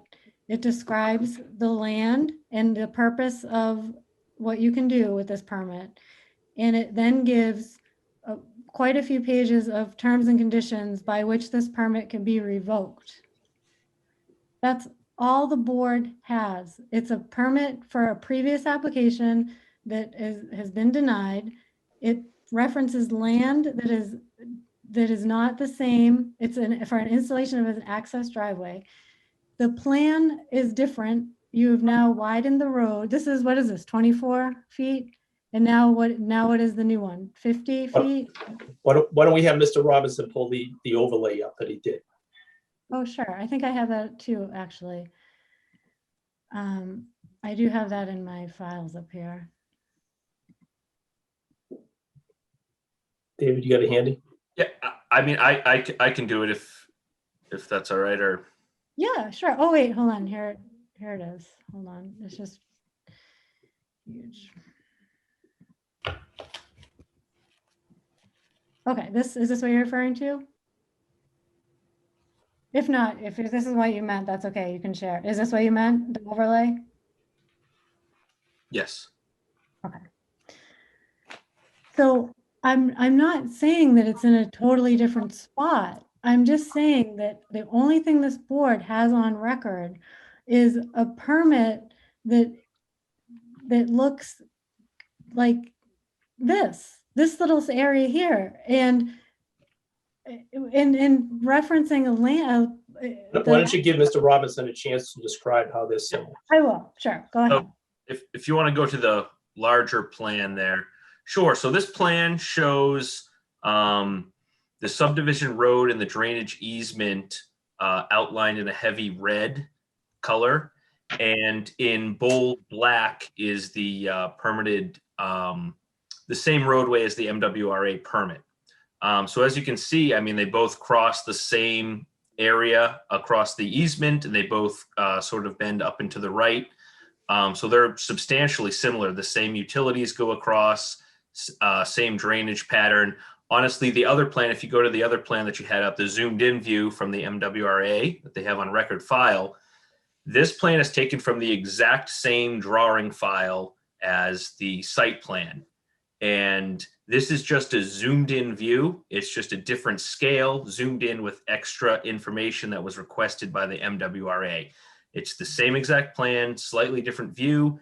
And at the bottom, you have a nice profile, which is what the MWRA was interested in seeing, the the profile of the crossing over the MWRA line aqueduct that shows that there's sufficient vertical clearance between our driveway and the top of the aqueduct, which is what they were looking for. So this is the same plan as the site plan, which is substantially similar to the subdivision, same utilities going across in a very similar fashion. So if we approve this site plan, this subdivision road, why would you even need the original access drive permit? The answer is because what we hope to do is to be successful in the litigation, come back and obtain site plan approval from you. That will be the driveway plan. It will not be. It wouldn't be you don't even want the subdivision road. Our desire is not to build the subdivision. Our desire is to build a plan that we submitted that this board denied and that we've sought an appeal on. And that's what was approved by the MWRA, and that's what it was approved by the Conservation Commission. Okay. So if we approve this subdivision, you don't even want this subdivision, you want the access driveway that you originally applied for with MWRA. Well, unfortunately, nobody's made me king as to what I want. No, I'm trying to understand what you're saying. What overarching, the Gutierrez company's in the business of developing commercial industrial property. They want to develop the property. Their plan A, their plan they want, is the plan you rejected. This is a different model for a different use, which will be available to them in their toolbox to figure out how to develop it. There may end up being a further plan before the site gets developed. I don't know that. It's just one tool that's going forward. The planning process is one in which an applicant can seek multiple permits for a site for totally different uses at any one time. It's the way the system works. So we're just looking for two totally different things, not conflating them into one. Okay, Amy, and as to the easement crossing, they are essentially the same. Okay, Amy, did you have a question? I saw you. Well, I'm just listening to what he wants to do. Couldn't you do that right now with your two A&Rs, build your accessible drive without a subdivision by giving yourself an easement over a parcel B? Like, why the whole subdivision process? Like, couldn't you already do that with the two? I'm not sure I'm following. Nor do I think what else we could do isn't really the subject matter of this continued hearing. It's the application that a property owner is entitled to bring to subdivide their property. Okay, well, you were just saying what your final goal was. And I didn't think that the subdivision was needed to get to the final goal that you were discussing. So then it would. It wasn't. The plan you rejected was what I need. Okay, so we rejected the first plan, that it's been appealed. So that's a separate issue. But now we're looking at a subdivision, and you're saying because we have the previous plan, we're not willing to get the permits we need for this subdivision because we can't have two open. So we can't have. That's not accurate. That's not accurate. Okay, well, please then could you clarify that? What I've said a number of times, and which I put in writing, is that at such time, if this board were to approve the subdivision was going to be constructed. Prior to the construction of it, we would provide evidence satisfactory to this board that the MWRA had approved the subdivision plan, accepted and approved by this board. Okay. I can't be any clearer. But the reason you're not getting that 8M now is because, why? Because we have an 8M for what is our desired project, which is a driveway to go. You don't want two open two 8Ms. You can't have two M's. As I said before, it's analogous to the MWR. It's analogous to the Conservation Commission and the DEP. The reason from the DEP's viewpoint, they only want one order of conditions is they receive literally hundreds of applications each day for orders of condition. They can't have multiple orders open on a site and then be sent out to do an enforcement or inspection, not knowing what set of plans to look at. It's analogous to the MWRA. I Until it's a understand they don't want them, but sometimes it happens. Sometimes there are two NOIs. Like it's not what they want, but it I'm could only happen. reading the memo. I'm only reading the memo they submitted. Huh? I'm reading the memo they submitted, and I'm reading what their desire is. And as a general rule, personally, and the Gutierrez company try to comply with what boards want. But it sounds like that we're gonna have two things open. Like Planning's you different. huh? Planning is different. Right. So planning can have two things open, but conservation doesn't want two things open, and the DEP doesn't want two things open. Mark, Yep. can I just jump in for a second? Effectively, there could be two. You could have a subdivision road and a site plan approval, but effectively, the planning board does not have two things open because you denied a site plan approval. Correct, Mark? So that is not open with the planning board. That's correct. Okay, so then in that case, if we take that out and hold it separately, then we still require, you still have to come with the right permits for this application. It doesn't, you don't, it's not up to us we don't have wide discretion of conditions on a subdivision as we do with zoning to decide that you don't have to, we can put conditions on this because we don't need to see the permits when we're asking for the permits. I guess it's a separate application. It's a whole separate plan. It's not fair to this board to do the job we need to do to not provide those permits to us so that we can be sure that you actually have, number one, the full authority to execute on this subdivision as presented, because nothing's been proven to us that full authority is there, even by way of an 8M permit, by way of a letter, by way of an 8M permit. Forget a signature. I mean, the form doesn't even enlist, the Form C doesn't even list parcel H way on it. So how are we to make our decision and adhere by subdivision rules and regs and make sure you have the full authority to execute on the plan as presented if we aren't sure that you are owner and authorized to do so with any proof at all? Carrie, Yes. can I just make a suggestion to the board, and I don't know how the applicant feels about this as well.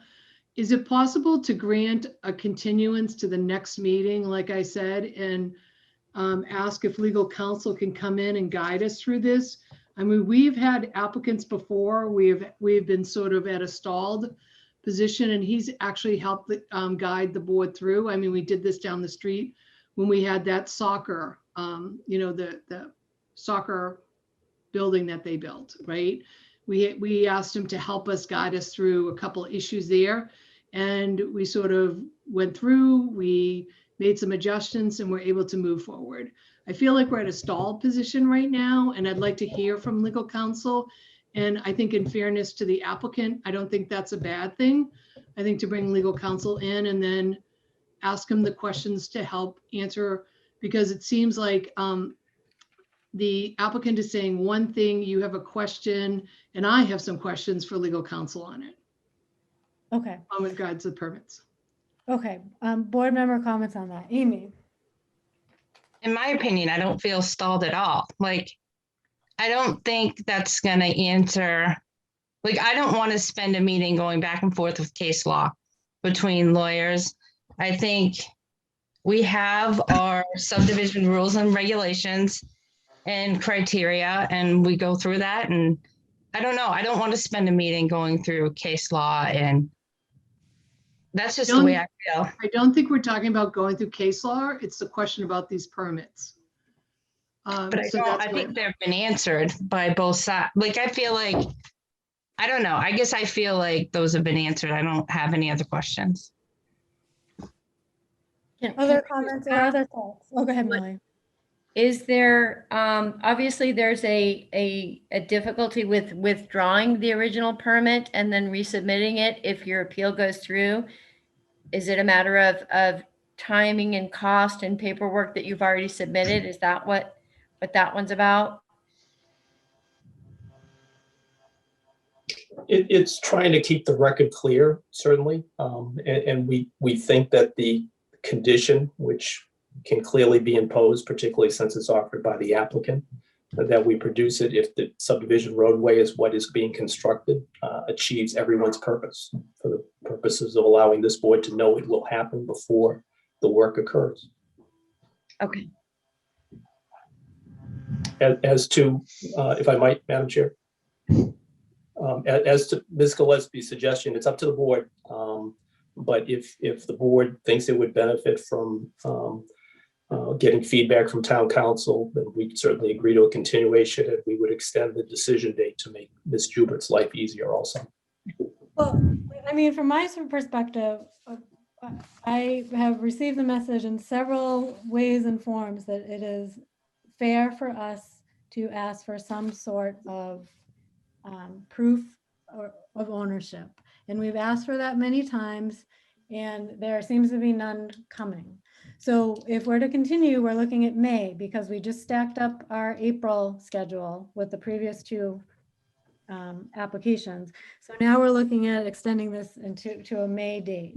And at this point, I'm personally not convinced that we're getting anything different. And I'm not, I have no question that it's been said to me that it's a reasonable ask for us to request some sort of proof of ownership. And Kathy, you were at that meeting too. I don't know. I feel like it was said in multiple different ways.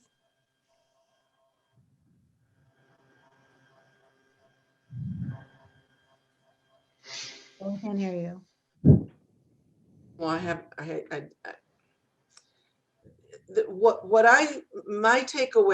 one of my takeaways from the meeting that we had with town council was that it was reasonable for the board to put in as a condition that the applicant needs to receive their 8M permit before, receiving any building permits, or however we want to word that.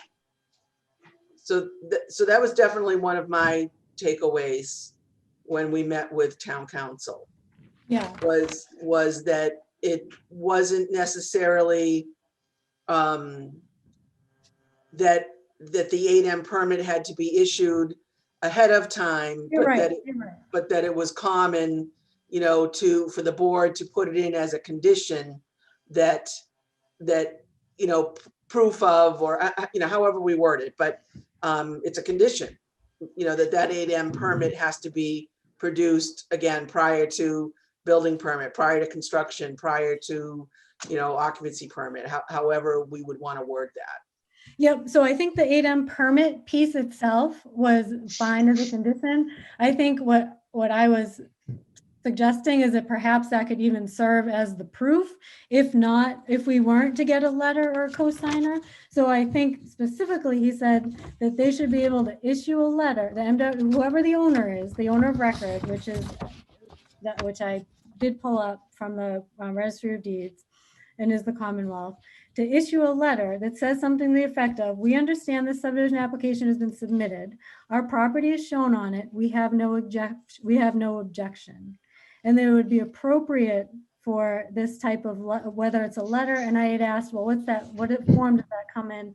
And he said that they would, whether it's a letter or some sort of, that they have the burden to show that they're in compliance, and that we have some sort of contemporaneous evidence that the property owner is aware of what's going on, and that would be a reasonable ask. And that, because at this point, the MWRAs had no part in the application process, whether executing forms, appearing at hearings, or anything.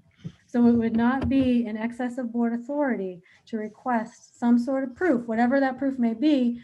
I'm suggesting even as simple as the 8M permit would at least give me an idea that they have any idea that they're in the subdivision application, so that I know if we're to approve it, that I'm not going to try to spend, we're going to have to track down the owner to make sure that they can fulfill what's in the plan that we've, worked to make sure is safe, and all the other things, drainage, all the other things part of the subdivision plan. If we can't track down the owner at the end, then we've done a terrible service to this town by not at least asking for, does this owner of this property acknowledge that they're in a subdivision plan? It was very clear to me. I mean, I don't. I don't know if this will help the board in general, but they received notification of the subdivision through, through the public hearing process. Then send us a letter, send us some, we literally have nothing that shows that they are even aware they're in this plan. And that's my primary concern. If that's going to be solved in May, I guess so be it. But so far, I'm not convinced that it's going to be solved in May. And I don't know if it's worth continuing that long. And I guess it's up for board debate, what your thoughts are in continuing to May for the meeting with council to then decide if we think that MWA is aware they're in a subdivision application. Any thoughts from board members on that? I think for me, I mean, so I'm still, and I appreciate Attorney Donahue's input tonight. But as I read the rules and regs for subdivisions, I mean, it says right there, applicant, the person who applies for the approval of a plan of a subdivision and his administrators, executors, heirs, successors, and assigns, the applicant or applicants must be the owner of all the land included in the proposed subdivision. And even with some of the case law that's been provided and been argued, which is went to the courts, and it says the planning board waived the requirement that the applicant be the owner of record. The court upheld that the planning board lacked the authority to grant such a waiver. So it's language like this that I'm kind of really hung up on, and I feel it's our responsibility to make sure that these questions are all answered. And then furthermore, when you look at the 8M, it's just number 5 in terms and conditions. The authority may revoke this permit at any time. The sale and disposition of the land by its owner will cause this permit to terminate without further notice. And I guess that to me says that you don't have the right of that land forever. And especially if you do plan on selling it. So there's a couple things here that I'm having a hard time with. Okay, I'm gonna, are there any other, aside from the 8M piece, are there other, the board had commented before about the impact statements, the inconsistencies. Are there comments on that? Further comments on that? On the impact statement? Yes, the board had expressed concern that in some cases we're looking at reports about the warehouse, and in some cases we're looking at the parcel H way. Right, yeah, no.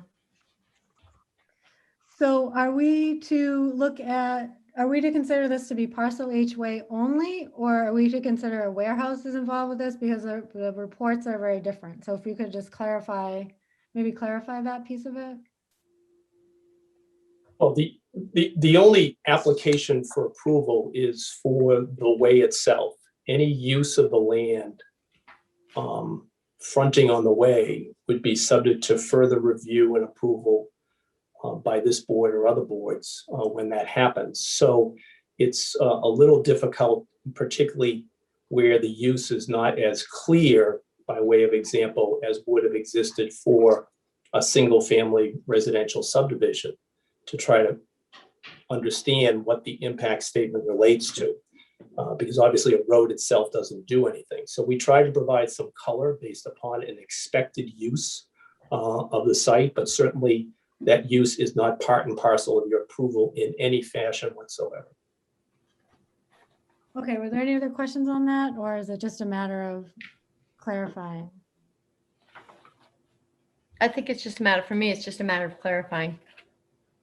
So for example, there are some cases like for traffic report refers to the warehouse, and the phase 1 refers to the warehouse, but the application is just for the roadway. So how are we to interpret that just for the application at hand?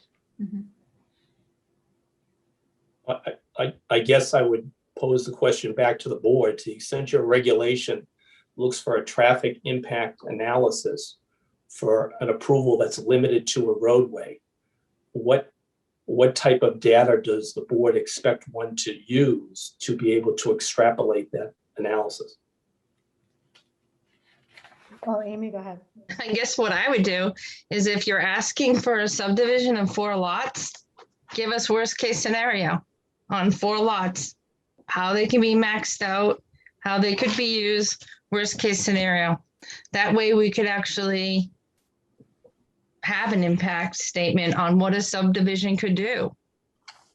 Like we have, you say we can only talk about the roadway to nowhere, but there's definitely going to be 2 to 3 warehouses or buildings or soccer fields or anything on it.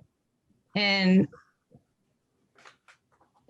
when I looked at subdivisions for housing, you know, when they got their subdivisions, it talked about, you got a sketch of the house that was on it and it had drainage and there were drainage easements, but we're getting an application for a road to nowhere with no information, where our bylaws, rules and regulations call for impact statements for traffic hazards, environmental hazards. And that's hard to do when you just have a road. I mean, it makes sense because it sounds like you're only applying for the subdivision because you're in a denial for the previous plan. So it's hard for you to present the application and it's hard for us to interpret the impact because this is like I don't mean to say secondary application. It's a, I don't know. Default, yeah. So if it's not what you truly desire, it's hard for us to, I mean, let's be honest of what we want to happen with the subdivision, and it's not a road to nowhere. So we need to be able to assess impact, and it's hard to do with the current analysis flip-flopping back and forth. So it sounded to me like that's what the board had struggled with, and I don't know if still struggles with or is able to parse out properly or what. Any thoughts on that? I think also the studies that were done were probably the traffic situation on Bartlett area is fluid and it's changing as these buildings are filling up and pretty much maxing out.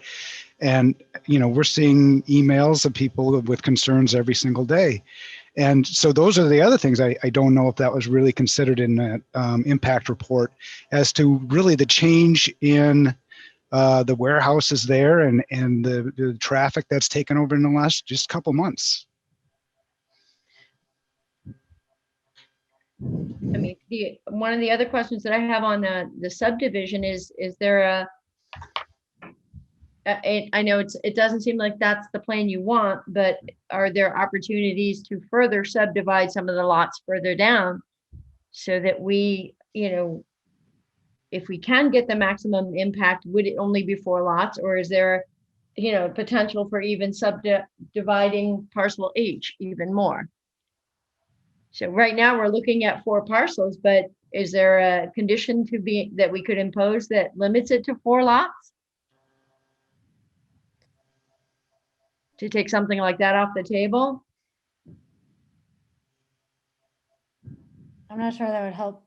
So how do you mean that to help solve impact? Just so that it's. Well, if we only did if we did impact on 4 lots, but then they want to subdivide a larger lot into 2 other lots, because they don't seem to know what the long-term, if they have to have a plan, they're not sure what it is yet. So right now I'm looking at parcel H that could be probably divided again if they wanted to.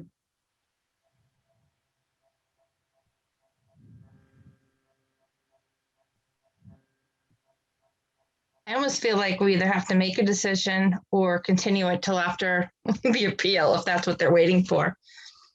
All right, why don't I've seen people have had their hands up. I want to quickly take some public comments and make sure we have that as well. I'm going to bring in John Wickstead. You've had your hand up for a long time.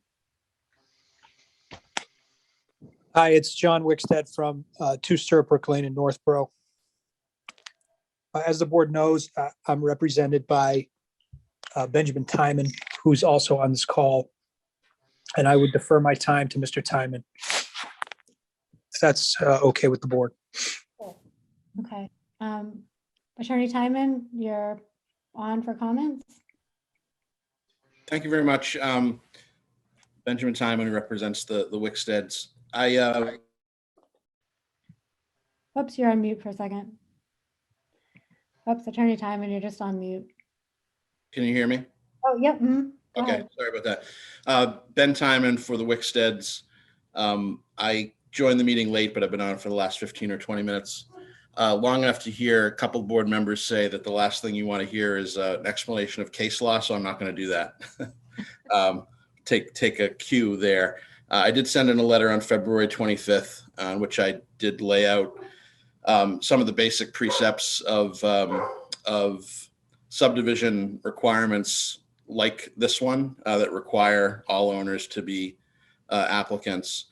And I just today read the letter from Attorney Donahue taking issue with some of those case interpretations.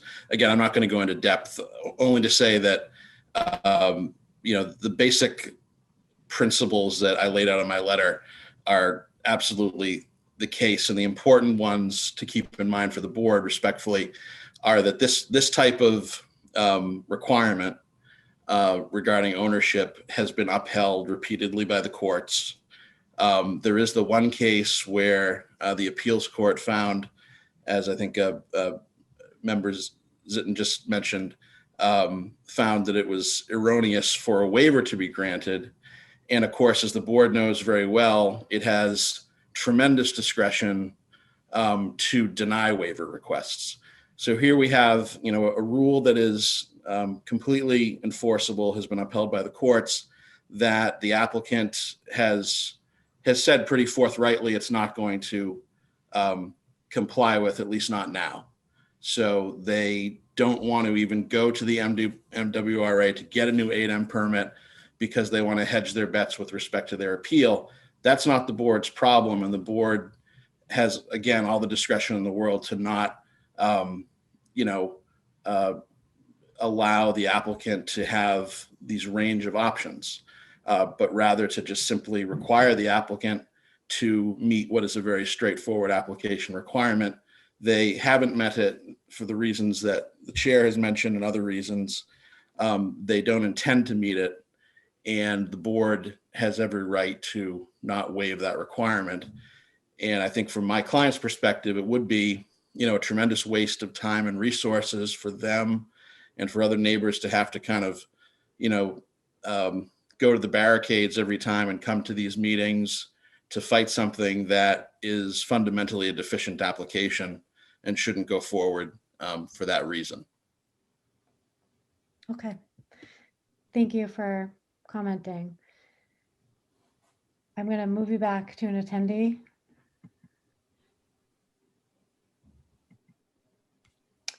Let's see. Don, I'm going to move you back to an attendee as well. And then I have Kristen here, Kristen Wickstead. Hi, Kristen Wickstead to Stirrup Lane. So Mr. Donahue says that it's the same information and the same plan, the permit that he keeps talking about. But if so, then it just seems like he would already have submitted it to the planning board, and he would already have the thumbs up from the MWRA to subdivide. So it seems to me that they are trying to get away with something, to me. And the MWRA is co-owner of this property, and they don't even know this subdivision application is happening. So also, if I ever got to be the king of Northborough, just on that theme, I would donate all of the 0 Bartlett Street property for open space and a dog park. Thank you. Okay, thank you. Okay, I have Burnswig. It's just his last name, I'm sorry. Is it Michael Burnswig? Hi there. Yes, Michael Burnswig, 4 Jenkins Drive out here in Northborough. And just want to comment. I mean, I think, for all the reasons that have been stated to this point, obviously this is like Hail Mary pass. Let's throw something else out there and see if anything will stick to the wall. I think out of respect for everyone's time, respect for the board, and most importantly, respect for the process and all of the procedures and documentation that are in place. The bottom line is application that's valid needs to be submitted. And it really feels like a waste of everyone's time just submitting an application without all the fundamental basics in place for a valid application. And just feels like a road to nowhere with, just throwing something up against the wall to see if it sticks. And in fairness, I think it just is not appropriate. Thank you. Okay, thank you for commenting. Okay, any other comments? It looks like that was it for the end of the hands up. Yep. I'm sorry, Ann, I brought you on by mistake. Hold on a second. I don't know what happened. I'm sorry about that. Okay, then I have no other public comments at this time. Well, I do actually want to talk about the waiver. So we did receive a request for a waiver.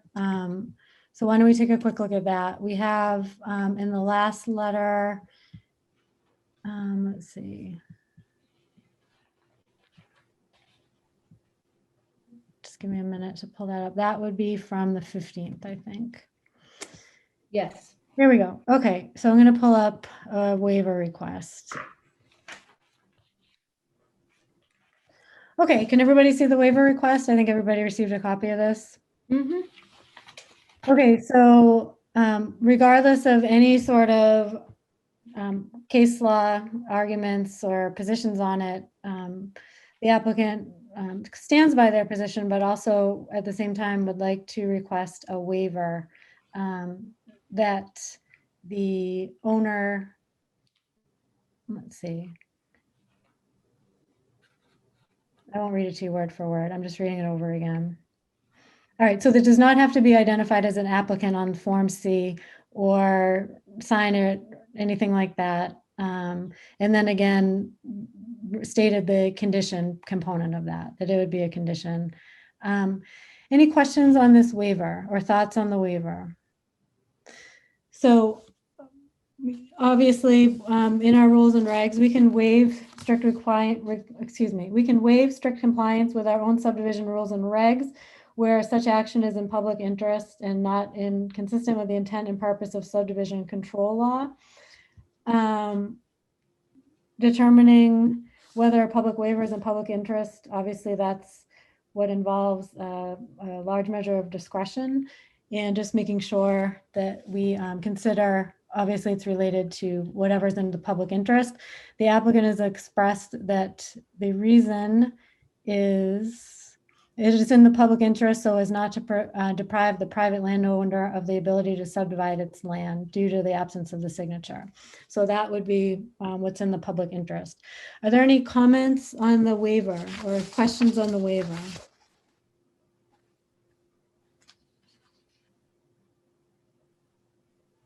So they're asking that we grant the waiver to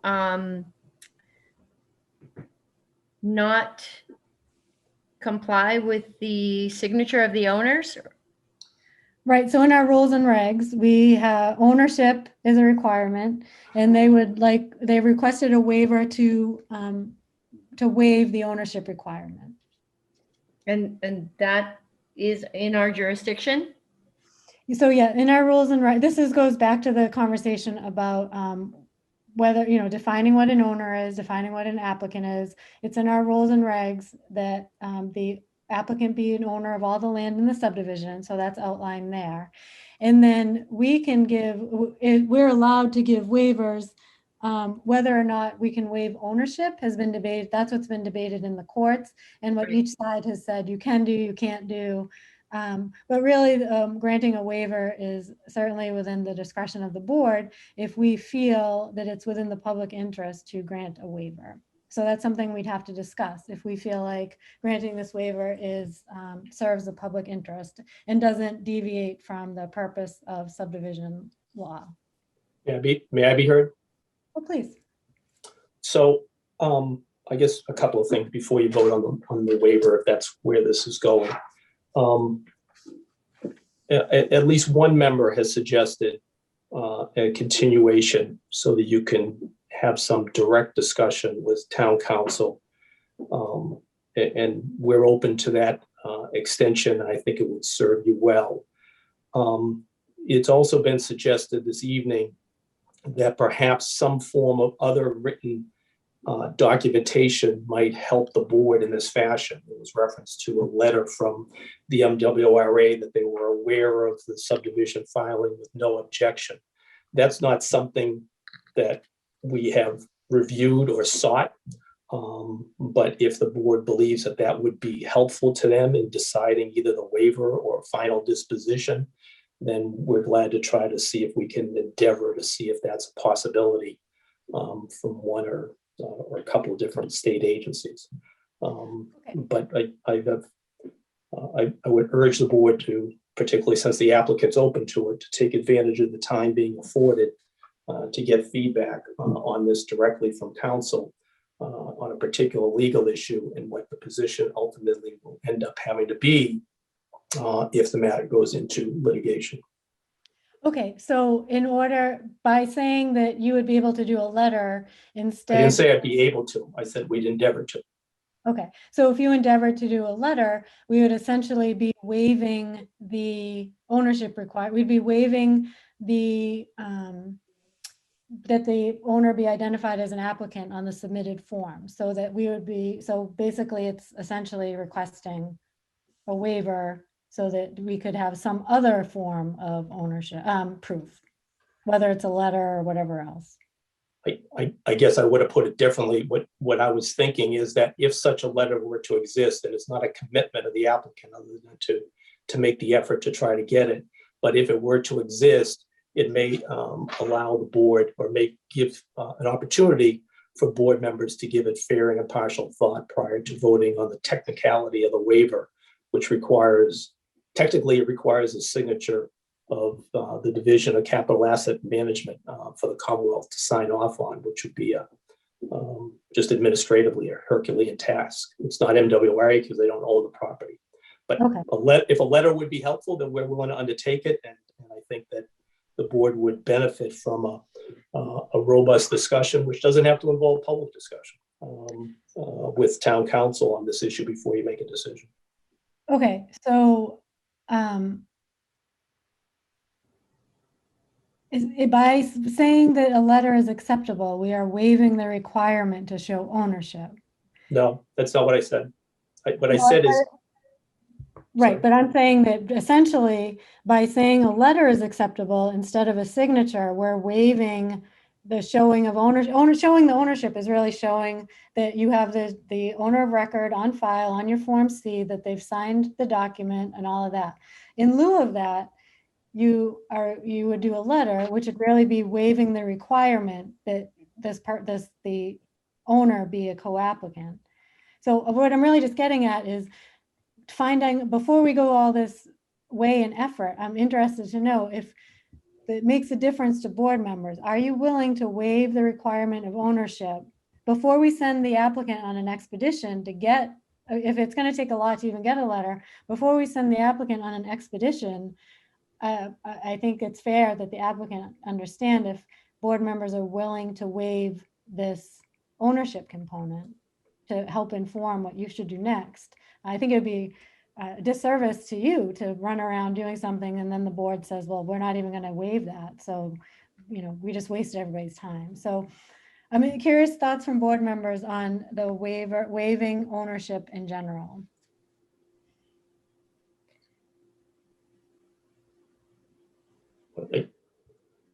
I can. The only thing I'd add is it may be premature to ask without knowing what the letter says. While I appreciate the concern about the applicant's energy and time, we're willing to put the energy and time in to see if it's even a possibility. And if it can give some peace of mind to the board to be able to either grant a waiver or an approval.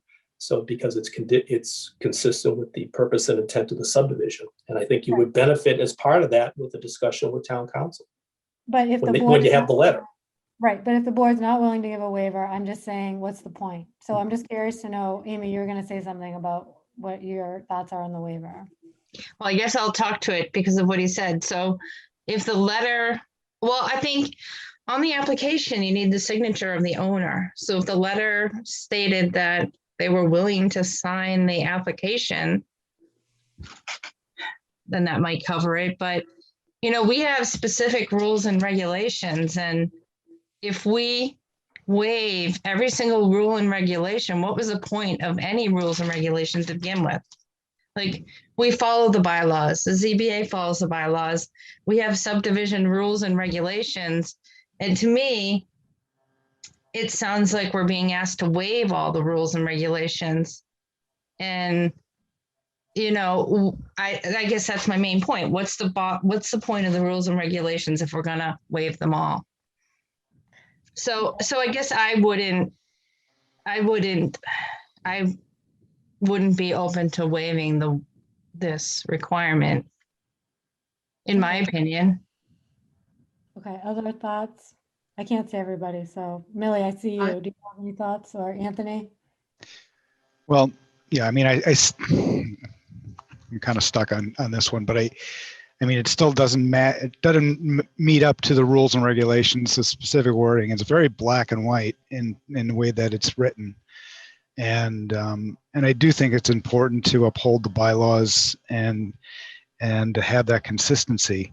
So unless the Commonwealth were to be noted on an application as being somebody who's partaking in the application, I don't know if I would feel comfortable with it.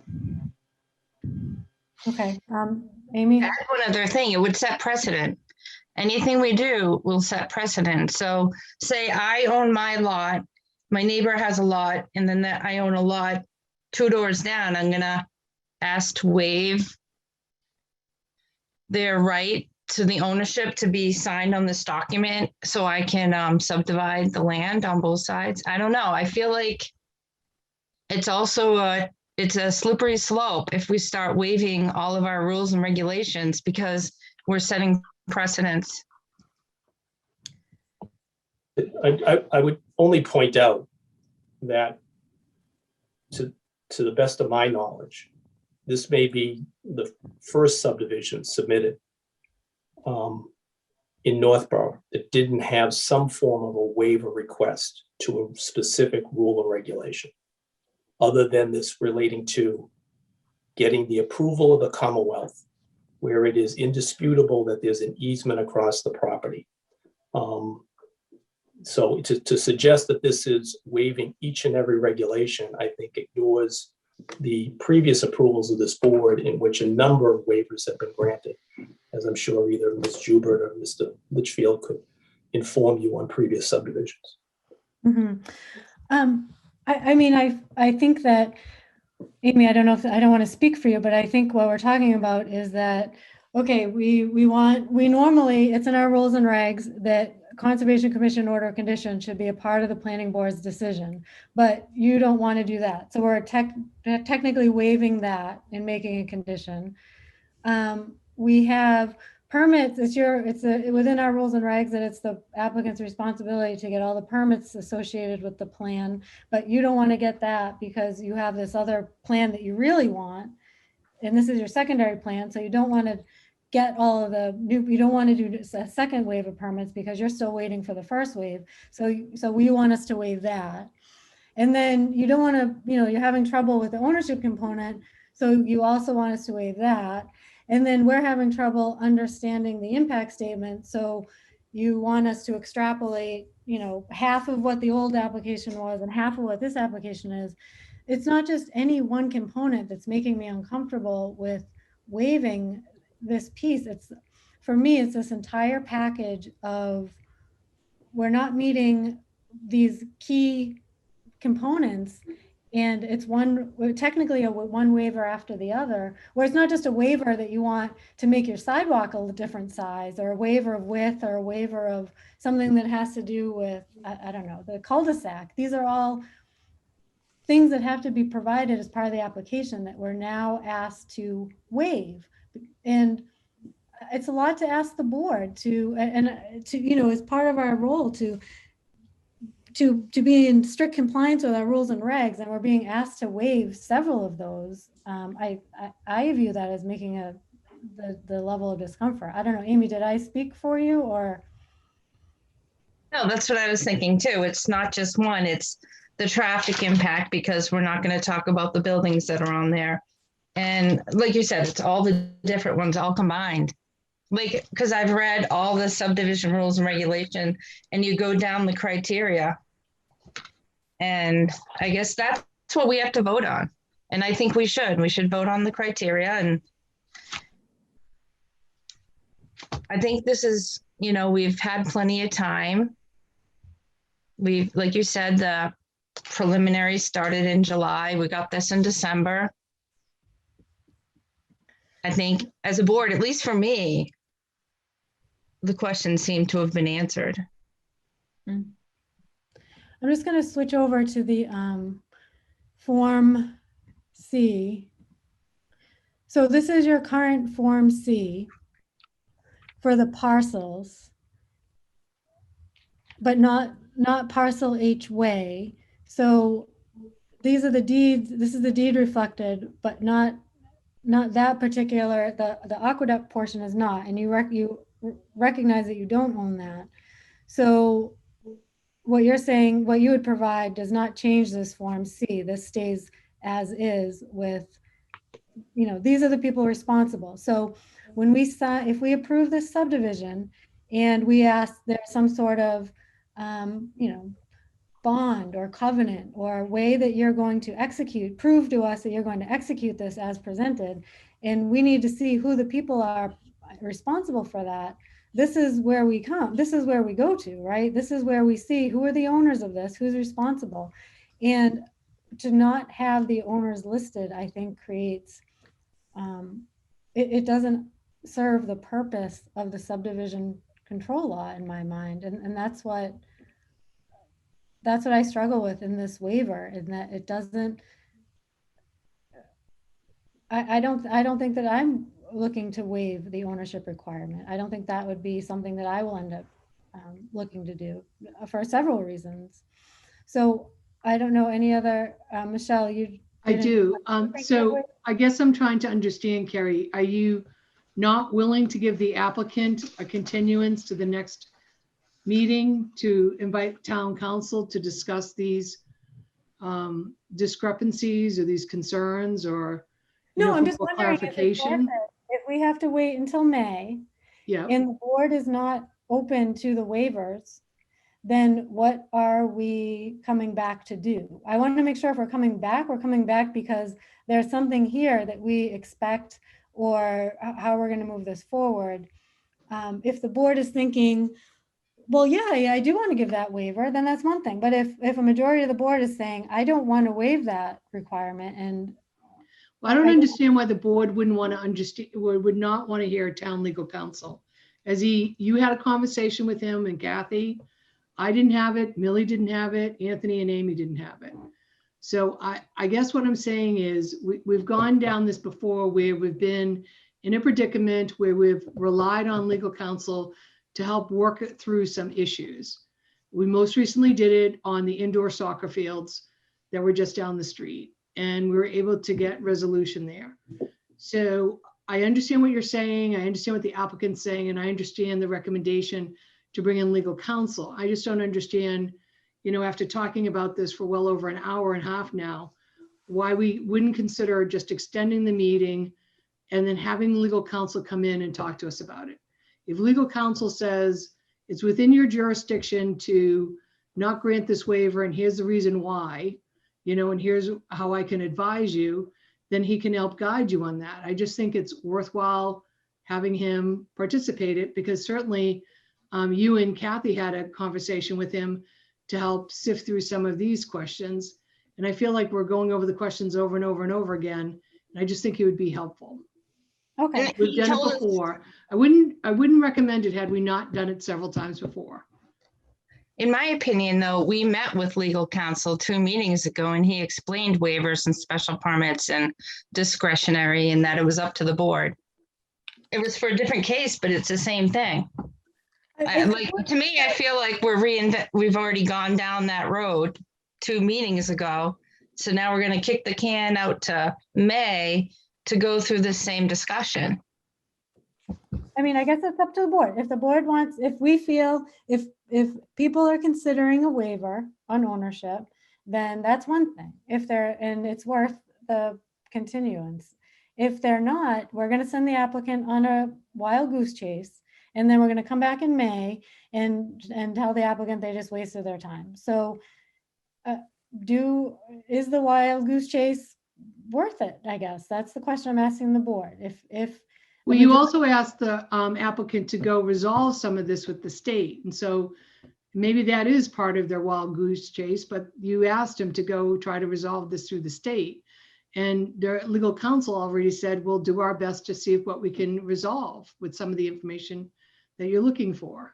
Well, yeah, but I guess what the board is saying is if they're not willing to accept a waiver, then the bottom line is they have to be a co-signer. Does the applicant feel like you can get the owner to co-sign Form C? But why don't I suggest this? Without trying to decide right now, why don't we continue to May? Why don't you ask town council to come? Between now and May, we'll try to get either or some form of a correspondence from a state agency acknowledging they're aware of the application and have no objection or language to some effect, or obtain the signature of some state official on the Form C. And whatever we get, we'll bring then. And then you can decide what you want to do based upon what we present and what town council advises you. When town council knows whatever he advises you, he then is going to have to defend somewhere else if the decision of the board is to disapprove the subdivision. I think that gets everybody to a position where at least you know what you're doing. We weren't able to get anybody to sign anything in 2 weeks. I'm not promising we're going to get anybody to sign anything in May, but we'll make an effort and we'll present whatever we have, and you'll make whatever determination you're going to have, and then we'll proceed accordingly, or somebody else will proceed accordingly. Okay, so the applicant is willing to attempt to get a signature on the Form C, perhaps a letter which will go back to the waiver. Board thoughts on that? Michelle, it sounds like you're for it. Any other thoughts? For me, it would take a signature on the application.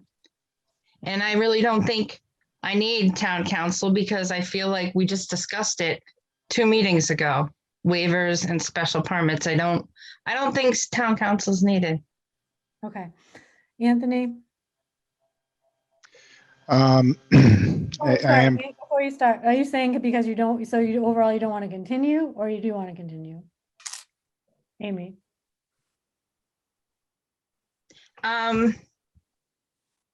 Only if the applicant thinks he can get a signature on the application with all the owners, which includes Commonwealth of Massachusetts. Okay, Anthony? Oh, sorry. Right. So I think it's difficult for me, to say, no, I won't allow you to go see what you can dig up. But it's understanding that it really depends. And I think I agree with Amy on this, is that the signature name would have to be on that Form C for me to change my mind about it. But I don't feel, I feel that it's within our purview to at least allow them to go and see what they can find, if they so want to. I mean, if they want to put that effort in. Okay. Millie? Yeah, I would be happy to look at this if they are willing to or able to get a signature on the Form C. I was also wondering, just out of curiosity, would it be possible to get a copy of the original application that was submitted for the 8M from the other from the parcel H? Is that something we could get a copy of what information was originally given to them? We have a copy of the permit and the permission, but I don't know what information was actually given to them originally on parcel. Is that something that we can get? I'll check with my client. Thank you. Okay. So it sounds like then, Amy, if the applicant is willing to get some sort of signature, you're fine with continuing. Michelle wants to continue either way. Anthony, it sounds like you're willing to give the chance to go get some sort of signature. Correct. And Millie, you as well. Mm-hmm. Okay, so that would make a majority willing to allow to get a signature, which would put us, let's see, to May, I guess May 4th.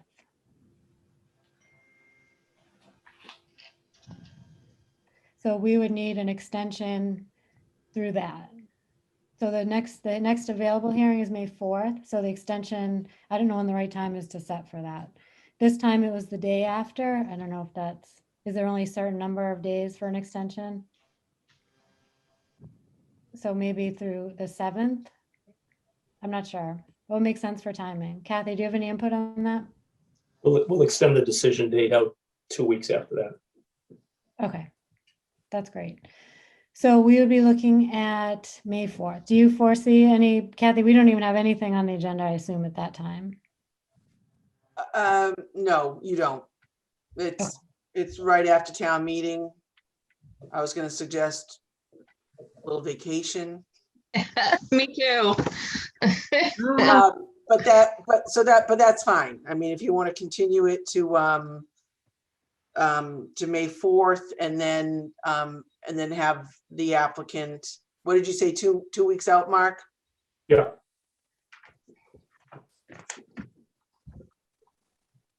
So then you know, take a vote to accept a continuance to May 18th for the decision to be filed. Two separate votes. Make it May 19th so you can get a decision done at your next meeting after the hearing. So. Okay, Yes, so 2 votes, Carrie. 2 votes. Okay, so 1, and obviously, Attorney Donahue, you'll send a written request for the record. That's correct. Okay, so it's not, well, before we actually do that, let's make sure we get literally everything that we need. Are we down to this? Is ownership the component here? It sounds like Concom is something that we've reconciled with. We're down to, this is the component that we're looking at when we come back together. And are you having town council? Oh, yes. Can we, that would be the whole point, to have them advise or be a part of it or whatever the case. And do you have specific questions for town council? Well, just whether he can attend and provide any guidance, I guess. Is that what the board is looking for? Yes. Yes. Carrie, I just had a question on the Concon. Are you guys in agreement with how the applicant wants to proceed with the conservation? Or because you just said, we understand now, are we all in agreement with it? Or are we still, we understand it but haven't decided on it yet? I guess that's a good question. Any thoughts on that?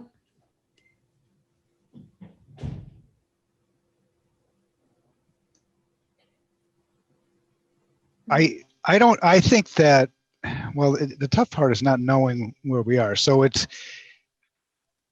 they basically have taken into consideration a lot with 150,000 square foot warehouse. So, you know, so basically, I'm not going to call that worst case, but it is a case that's definitely more than just nowhere. So I think it's fair, in my opinion, to I'm settled with Concom as is for now. Okay. Did you say that, Michelle, because you're not, or you didn't understand? No, I was just for clarification, because in the discussion before, you guys were saying, are you looking for a waiver from Concom when you're talking about waivers? Oh, yeah, I didn't mean Yeah. explicitly a Okay. waiver. I was just. So I just wanted, I think it was unfair the applicant to come back and say, well, we still have Concon open. You know, Right, I right. just feel like if we can give them clarity now, give them clarity on Concon. Yep. Any other, was that the board majority sentiment on that, on Concom? Yeah. I guess, but I still have concerns because with the subdivision, if they develop out 3 lots, I mean, if this was residential, Concom would have input on the 3 lots that they could possibly develop. And I feel like, Yeah, we'd have to make it a condition. Right. And figure out that way. I just feel like we're skipping it. And when I look at the whole application, I feel like that's what we're being asked to skip all these things, all these regulations that were written way before we were here. And that's what I struggle with. Okay. So Amy, they explain procedurally why they're doing it.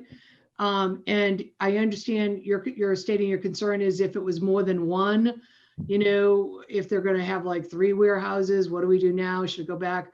Would you go to agreement with what Kerry suggested, was that if that were to happen, the applicant could come back before the planning board again, or before a board, or whatever they need to come back for Concon? I'll have to think about that. Okay. You know, you make promises and then things get skipped. So not if it's a condition. Wow. Okay, so but it sounds like that it's because Michelle and Anthony and Millie do not have an issue with the Concom, that the majority wise would not have that issue. Potentially that would be an issue for some board members, but not a majority. So you have that information. Any other? Right. So for me, there's maybe 3 more things that I'm thinking of. Part of the rules and regs, criteria for approval, no subdivision shall be approved unless it complies with these rules and regulations and with the applicable provisions of zoning and other town bylaws and regulations. And so we know that there's already 2 unbuildable lots. And I would like some clarification around that. And according to the rules and regs, it appears that we can't approve that. Secondly, on the 8M, I'm still kind of concerned about the number 5 with the authority may revoke this permit at any time. So how does that weigh in? Even if we get a signature, what does that mean? And what does that mean with the signature on? And then lastly, it goes back to the impact report, I think is probably a little out of touch with reality in terms of what's going on in that area today. Okay. Carrie, can I just answer one of Anthony's questions? Anthony, that first question you had about the unbuildable lots, that was asked of town council. And, you know, and his response was, you know, yes, you can create an unbuildable lot as long as it's labeled as an unbuildable lot. So that was. You just reminded me, he had asked about the history of the board, and I know you'd mentioned that you see that a lot on A&Rs, but we're going to look to see if you could find that on a past subdivision. Did you happen to see that at all? I actually didn't, I must have forgotten about that, Carrie. You just reminded me when you said that. Like I said, it's quite common on approval not required plans. I mean, short of going through our, you know, multiple subdivision plans, I got to think about, I don't know how we would find that. Yeah, I just remember he asked historically, has the board done that? And you knew right off the bat that for sure on A&Rs, but not for sure on subdivisions. And I thought you were looking for one if we had one. I can see what we can research about that, but I mean so I'll have to get back to you on that. I got to think about how we would even go through our files. Are you looking for like a subdivision where the subdivision has land and part of that subdivision on that land there's an undevelopable lot? Are you looking for that? Yeah, do you know what one is? Well, Kathy. I can find that because I do real estate. I know how to get that to you. I can find that. Yeah. Okay, so great. Okay, anything else that we want to make sure we make very clear so that we're not continuing this till forever? Well, do you think we need some sort of staff memo about the environmental report that we received? You know, we asked for a staff statement on it, whether it be Mia or Fred or Kathy, just what they, you know, what if they approved of the environmental review or what their input was, as it was 700 pages. Yeah, I mean, I'll just tell you historically, I mean, we certainly, you know, we look at everything that's submitted, but, you know, I'll be the first one to tell you, I mean, none of us are environmental scientists. And you saw how specialized that person from Sanborn was. And again, historically, we relied on the data that's provided. You know, the town is not responsible for any of those, for the follow-up on those spills. It's between the property owner and DEP. You know, I mean, people constantly call here asking us for those reports. You know, if we have those on file when someone is either refinancing, you know, typically it's on commercial or industrial property. But if someone is, you know, refinancing or a new property owner is taking over. But well, I guess that's good to know. So like staff statement would be that's up to the property owners and the, you know, it doesn't fall under. We've never prepared one in 30 years. I mean, we've never commented on a phase 1 environmental assessment. I mean, it's required as part of the application. It's prepared, it's submitted, and it provides you information. You know, there isn't any action that the town takes on a phase 1 report, unless we were doing it for property that we owned. Well, I guess because it's our groundwater, you know, it's on our groundwater. And the groundwater, it's a groundwater 3 and it borders groundwater 1. So I would think the town owns the wells that would get water from anything that was contaminated. So I was just hoping that maybe Mia or someone on staff would look at that and say, you know, there's nothing more to see here, or maybe we need a phase 2. None of us are qualified to make those statements, Amy.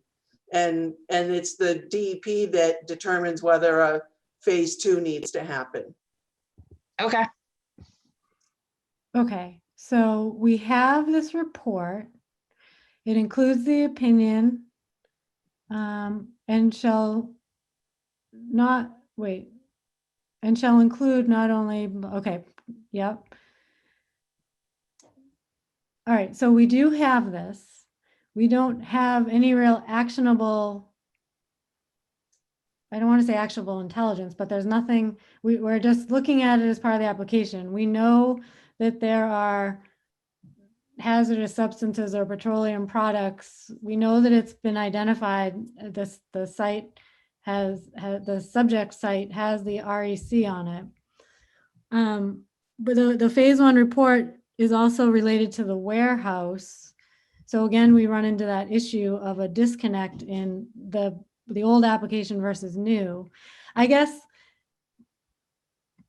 I'm wondering why we're asking the applicant to come up with this site assessment, which is quite extensive, but we're not, but to then what? To look at it and just check it off? Or is there something, if something is found in here, what is our role in subdivision law to make sure that we're, you know, meeting all the check boxes that we have to meet? If we do see a problem in this assessment, then what? No, they're required to do this. We're not requiring them to do a phase 1. they have to do a phase one. Like I said, usually it has to do with financing. I forgot some of the other examples or the reasons that the gentleman gave, but they would be doing a phase one anyways. We're asking that we be supplied with that, Okay, with their phase one. But that phase one is something that the state requires. okay. So it's part of our application, the contents that they submit to us. And if they submit it and there's something with it that is a red flag, then what?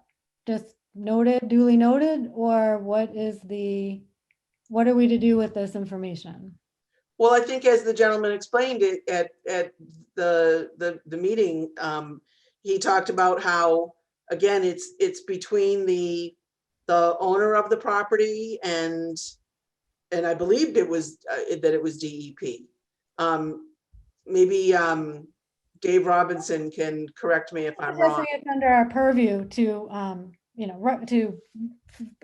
make an action to happen. I don't think it's under our purview to follow this through the trail and make sure they're doing all the stuff. I'm just wondering, as it relates to the subdivision application, it's part of the application and something has been flagged and Concom's not looking at it and staff doesn't necessarily have to comment. So what are we to do with this information? I guess I'm just wondering. Well, I mean, it's information that becomes part of the file. I mean, that's we have public files. So again, there isn't anything actionable that the board does or that the town does. Okay. Any questions or thoughts on that? I think, Carrie, if they had a need to go deeper, then there is something that the state puts in that if you don't mitigate it, or if you can't start a construction project without it being addressed. And if you do, there are fines. Because I believe they have wells that are monitoring. Yep. But, I mean, we have them all over this town. yeah. There's monitoring wells, Yeah. but again, they're on private property. The town is not doing anything with those wells. It's not our responsibility. It's not our jurisdiction. And it's DEP that is reported to. Yeah, so if they were to get worse, they are being monitored, but it's not through the town, it's not through us. Correct. Okay, any other comments or thoughts on that? Okay, so we are not looking for any, obviously we're not asking for phase two, that's not even in our jurisdiction. That was just to clarify a little bit. Any other comments or thoughts that the applicant should know before we move to continue? Whoops. I'm gonna stop sharing. Okay, I'm just gonna, Amy, did you have something? Well, I guess I've said it a couple times and I don't know how other board members feel, but this is a subdivision road and there are a couple lots and, we talked about traffic, but traffic is only allowed, they're only talking about the road with no application. So to fully look at the traffic, like it's mentioned, traffic hazard, I would think we would need some sort of report that shows if lot H1, B2, and B1 were developed, what would be the traffic impact? And maybe other board members don't feel the same way. It's just one of the parts of our subdivision rules and regulations. When you go down the decision criteria, it talks about traffic hazards. And I don't feel the answer can be, well, this is a road to nowhere, so we have no traffic impact.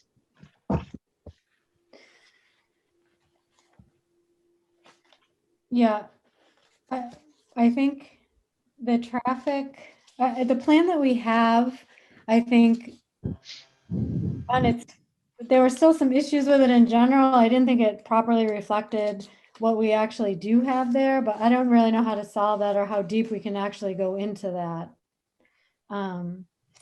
Again, I think to your point, the impact, because this isn't really the application of the desired outcome, it's an application in lieu of the desired outcome. It's hard to figure out the impact. If we're not seeing the actual plan of what's desired, it's hard to look at the true impact that would come out of this. And I think that's not just a traffic plan, that spans across a lot of this, that makes it, I think, difficult for the board, but I don't know how to resolve that. Right, because we've already been told that 2 of the lots are buildable, and the third one, even though it's non-conforming, it was even mentioned at one meeting with the variance, they could still build on it. So now we're going up to 3 lots. I don't think the 4th one can be developed that much because it's all wetlands, but. Okay. Well, I think the overall message on that is just a general issue with understanding impact. I don't know if there's any one specific takeaway. I think it's just a continued struggle that has been noted since the preliminary. So I guess since almost 6 months now has been noted as not being solved, and I guess still isn't solved. So I don't know how we're going to solve that 6 months later. I guess it's noted and the applicant can decide how they want to handle that. So can I just ask a question about, I don't know if it relates to subdivision, but the development of this lot in relation to whether or not it suits the qualifications for an industrial campus development that we have listed in our zoning under 7-10030, page 7, 114. Is that something that's completely different than what might fit or be worth looking into? Is that something we can look into next? If anybody has, maybe Kathy, maybe you have some answers on that. It talks about parcels 5 or more acres in the industrial district may be considered for IOCD approval. Purposes for industrial office campus development to encourage planned campus or development in the industrial through use of a master plan or designed for compatibility with nearby residential or commercial areas. Sorry if I'm looking away and reading. Is that just something that just doesn't apply to this? Well, I mean, an applicant would need to, determine if that's the route that they wanted to take, such as not so much with the campus development, but the major commercial overlay district has been enacted by a couple different applicants out on Route 20. Some of the Northborough crossing, and then across the street where the ball fields and actually the frontage parcels. So, yeah. But that was the applicant, deciding to, take advantage of the zoning where he could, or where they could benefit from using that zoning. So here with the campus development, several years ago, Saint-Gobain utilized that. And what they did was they master planned their site that, they already had X amount of square footage built. And then they wanted to look out about 10, 15 years and get that all approved at once. And the planning board worked with them and did that. And so that then it became like this phased development. Okay. That as they grew and, developed various products, they added on, to their site, but it had been, previously approved by the planning board as a master plan of that site. Okay, so again, that's something that the applicant would choose to do. That's their choice to do it that way then. Okay. Yeah. Okay, so any additional thoughts or questions before we close? hold on. I'm gonna actually, John, I'm gonna bring you in for a second. I think I don't know if you have your hand up by accident or you mean to, I'll let you speak if you, in a butter. Sorry. Yeah, are you allowing public comment on the request for a waiver? I'm sure you can comment. That's okay. Sorry, I didn't want to overstep my limits here. You know, this application is just full of holes. I mean, it's, you know, as Mr. Zaiton pointed out, it says very, very clearly in the bylaws that ownership is ownership. And this applicant's been told, and I know because I've attended the meetings that you guys have too, on multiple occasions to resolve their issues with the MWRA. And they have entirely failed to do so. And allowing them to have a waiver at this late point in the game is really not consistent with the zoning bylaws, nor is it consistent with the, you know, the spirit of their application process. You know, you guys have told them multiple times to resolve their issues with the MWRA, and now at the 11th hour they ask for a waiver on ownership, which is ludicrous. That certainly you guys have given them every opportunity to approach the MWRA and resolve this issue to your satisfaction, and they have not. And it's entirely inconsistent with the very clear part of the bylaw that says applicants must be owners, and they are not. Thank you. Thank you. Okay, so I think, and just thinking of that, it sounds like the stance of the board is that if there is no need for a waiver, because if the owner signs the application, then there is no need for a waiver. And that's something that the board has agreed that will continue in order to provide that opportunity. It also sounds like short of that, the board is not interested in granting an ownership waiver. The majority is not interested in an ownership waiver. Is that also correct? Yes. For me, sure. Yes. Okay, so same for me. So a majority of the board is not interested in an ownership waiver, but the board is willing to give you a chance to get ownership, co-ownership signature. So I just want to make sure that's clear to everybody that that's what we're leaving with, so that we're not back arguing the same exact argument in May. That's correct. Okay. Harry, you know, I'm sorry, just for my purposes, can you just restate that? The majority of the board is not willing to grant a waiver for Ownership. Okay. So they're not willing to waive the ownership requirements. So the majority of the board is not willing to waive the ownership requirements as outlined in the rules and regs.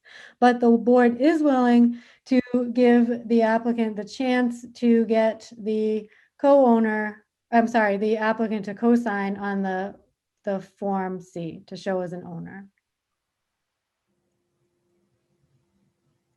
So what we don't want is to come back here in May and have the same exact argument for all over again. So it's pretty clear at this point what works and what doesn't work. So I just want to make sure that we understand that. And then if I think that's it, actually. I think that's it. Okay, with that, so it sounds like in that case, because the majority of the board is willing to allow that time to do so, that we'll set a deadline for that May 4th meeting. We'll come back, we'll see what we have at that point, and then from there, we will make a decision. The extension, we need to vote on first that it's continued, second, that the decision is due on the 19th. So if there's no further comments, any further comments from the board or applicants or staff? Okay, I see none. So why don't I will accept a motion to continue the 0 Bartlett Street subdivision definitive application to May 4th at 6 p.m. So moved. Second? Second. All in favor? Millie? Aye. I guess it doesn't matter. Do I need to accept the decision moved out before I continue the hearing? I guess it doesn't matter. Okay. Anthony, Aye. Amy, Aye. Michelle, Aye. and Carrie's an aye. Secondarily, we need to accept the decision due date moved to May 19th. So the decision on the definitive subdivision application, this was a motion to extend the due date to May 18th. Is there a motion? 19th. I'm sorry. I think you just said 18th. Yeah. I'm sorry, I meant 19th, May 19th. So moved. Second? Second. Okay, all in favor, Millie?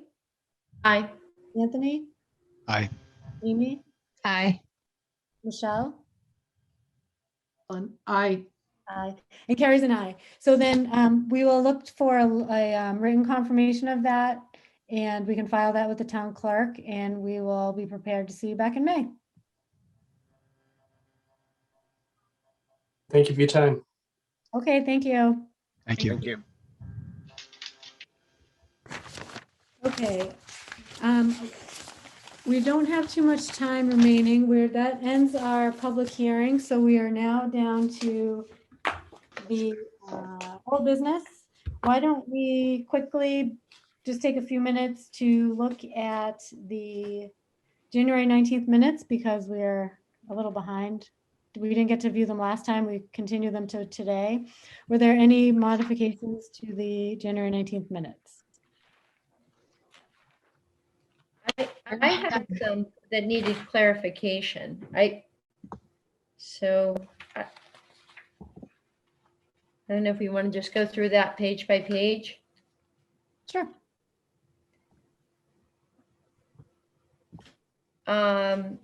So on the page 1, I don't know how to share it. So it's the last line where it says, Mr. Litchfield said it's been his understanding that the groundwater overlay district has been mainly for the use for the determination by the committee. Is that groundwater committee, or to see what safeguards? I wasn't quite sure what committee that was. Yes, I would think it's groundwater committee, so maybe that word should be added. Yeah. Just to clarify on that. Kathy, do you see that, where that is? Okay. And the other thing was I did listen to parts of it, and so now we're going to go to page 3, and it's actually almost smack in the middle of that large paragraph, that large one, first one, where Mr. Federico said they gave. Do you know where I'm talking about, Kathy? Did you catch that? Yes, I saw that too. I flagged it too. Okay. Okay. He negated. It says they gave virtually every expert, and it really should say Mr. Federico said they negated virtually every expert in the area. Does that make sense, Kathy? Yep. Okay. All right, you're on it. The whole idea of the variance, I'm trying to think. Can't even read my notes. I did this so long ago, I feel like I can't remember. I think that's really going to be it. Everything else is just for my own clarification. Okay. Any other I have a comments? couple too, but the same thing with Millie. I did it so long ago, I have to find them. But I'm going to try to share my screen. Not that it matters. Sherry, you had changes too that you had sent? Yes, yep, Okay, you'll do those next. sure. Let's see. I just want to be able to scroll. I got to figure out how to do this.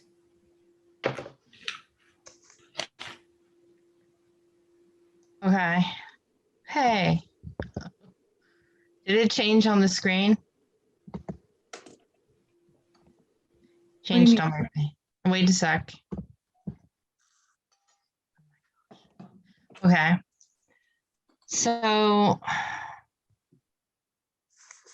for me, on the page that's showing right here, it says is, and I thought the word was it.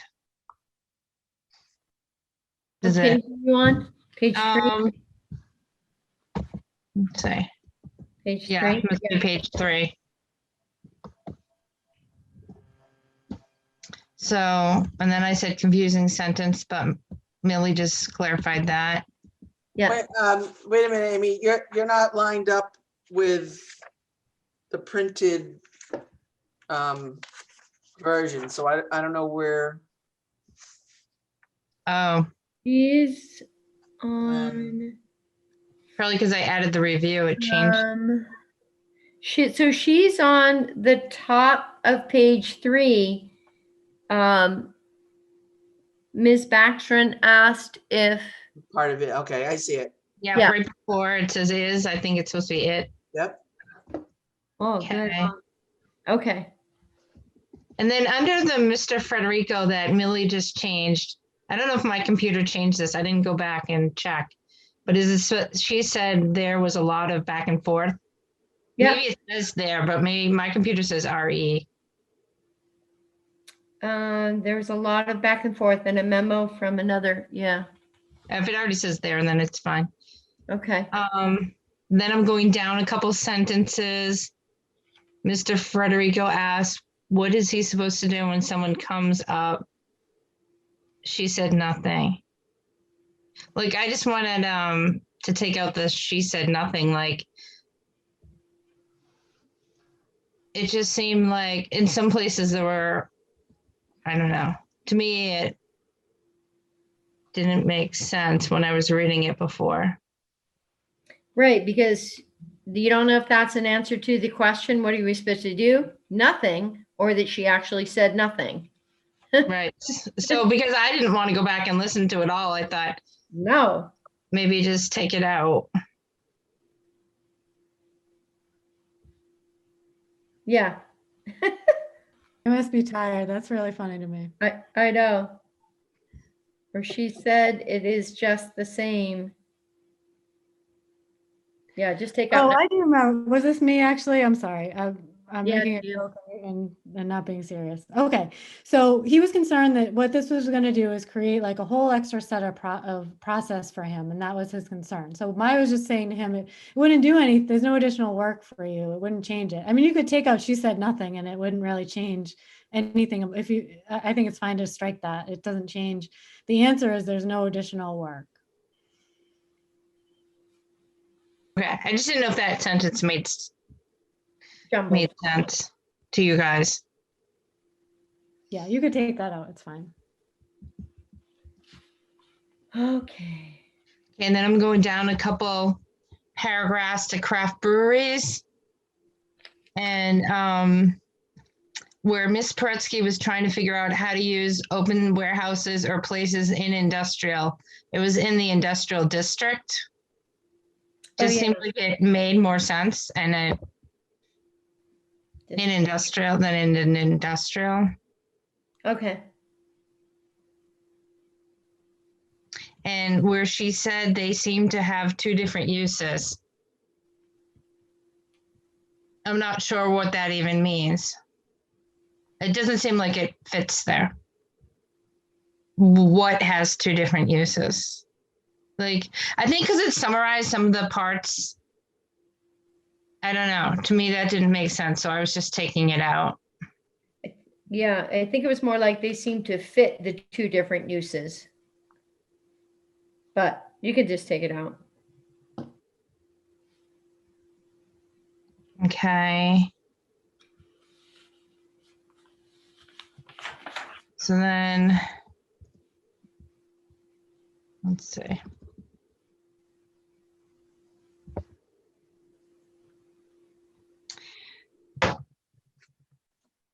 And for this sentence right here, I don't know what page we're on, but we're on prohibited uses near the end.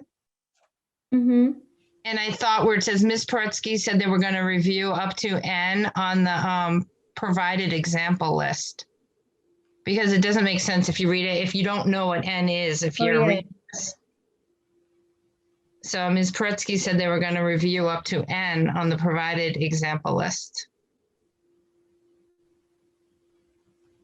Okay.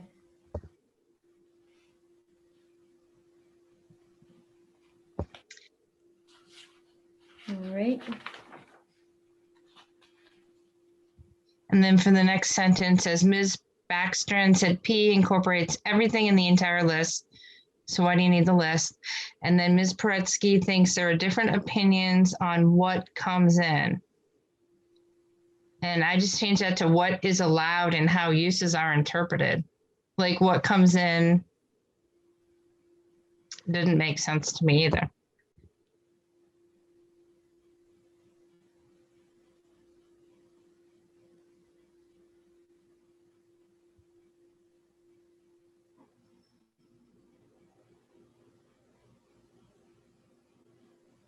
The next minutes I didn't have changes to, but this one I did because it was longer.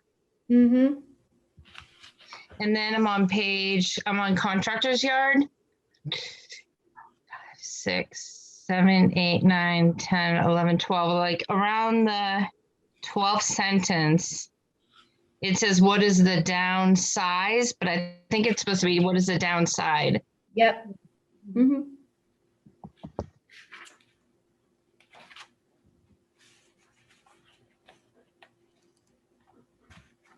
I don't even know what I was saying on this one. Well, just because it's so late. And like you said, I had read this so long ago. And you can just leave that one because there's a lot of words. Down to non-conforming. Ms. Paretsky would like to add a purpose and intent to, did it say the section? And then I was taking out this and believes having a purpose and intent section. This sentence, I guess, didn't make sense to me at the time. So I changed the sentence of non-conforming. Ms. Paretsky would like to add a purpose and intent to the section, period. She was unsure why 50 Southwest cutoff didn't trigger the need for a non-conforming to non-conforming special permit. I don't know what was originally there because so long ago. It looks like I just crossed out a couple words and tried to, I used the same words, but I tried to rearrange it so it made sense. Triggered 50 Southwest cutoff. And I could send this to you, Kathy, if you want. It's too late. Oh, yeah. Well, you all need to vote on the changes. So, Melanie will be reviewing this tape. I mean, she's on the meeting now, but. Yep. So just keep going with your changes and. Okay. Does anyone think this sentence makes more sense? Ms. Paretsky would like to add a purpose and intent to the section, period. She was unsure why 50 Southwest didn't trigger the need for non-conforming to non-conforming special permit. That's fine with me. Yeah, maybe the way she wrote it, Amy, was just because that's the way you said it. So I can understand you're reading now what you said and it didn't make sense and you want to just add clarity to it. Mm-hmm. I don't know. Well, I'm assuming that's why she wrote it like that, because that's what you said. Yeah. Some of the words were wrong in some of the places, and I'm not being critical. It's just.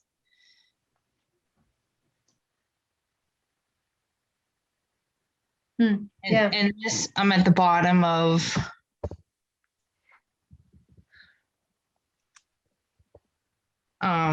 Which one am I on? I'm on the bottom of non-conforming. Yeah. And Ms. Paretsky asked during class, and it is not, instead of by definition, I said is not the definition of the use that makes it grandfathered use. It has to be the actual underlying use, and gave an example. And then how it said it gave an example, I wanted to add the example that I gave. Ms. Paretsky stated you don't just grandfather a warehouse to a warehouse. It's the actual use taking place in the warehouse that is grandfathered. Because I thought that was important, the example that I gave. Mm-hmm.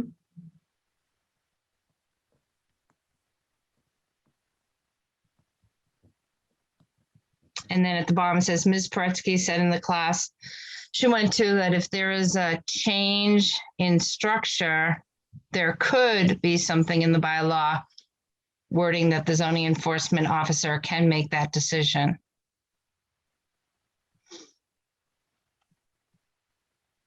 And then this sentence said, when it's a use, I guess maybe the use wasn't there. Oh, maybe I put the little parentheses around it Yep. because there were different things between use and structure. And I think, I don't know. So it's confusing about this is when someone's reading this, is they need to understand that you went out on your own to take a class. And through the class, you heard something taught by a professor.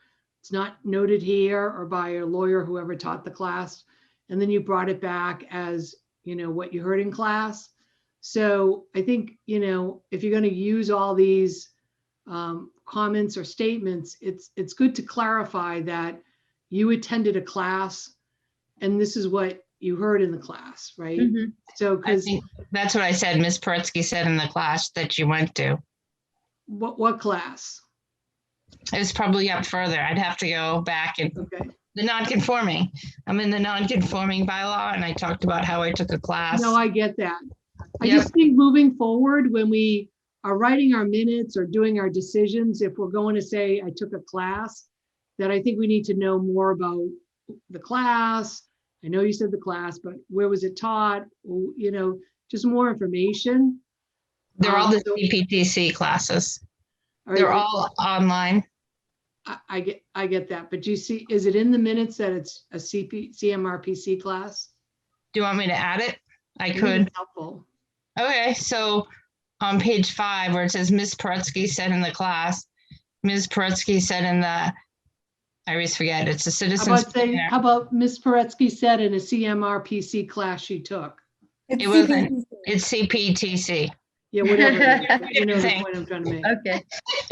So Ms. Paretsky said in the CPTC non-conforming bylaw class that she went to, they said if there's a change, and I put parentheses around in structure, then a parentheses around use. I didn't change the words.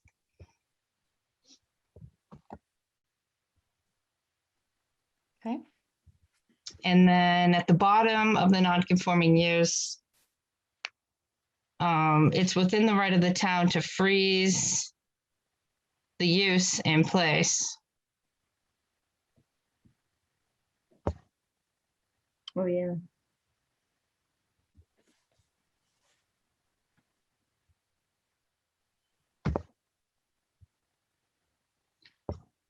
And then for the next section, because it was a public hearing about a common driveway, a couple times she said Ms. Gillespie recused herself from the matter. I didn't know if we should say recused herself from the public hearing. It's probably a good clarification. Mm-hmm.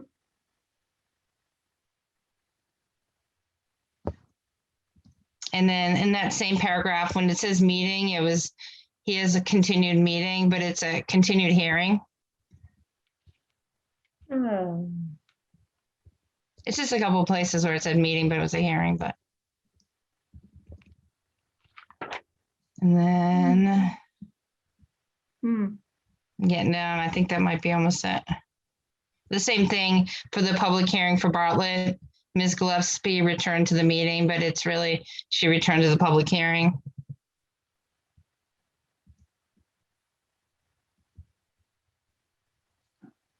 And those were just notes when I was reading it. These are just notes when I went back to read. Oh, on page 13, at least in mine, it looks like that's just needs a parenthesis. It's just spread out.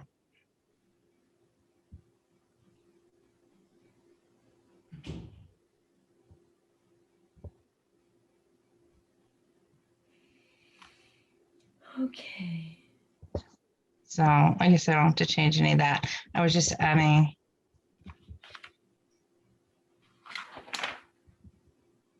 Are these additional changes or no? No, I was scrolling down, Okay. but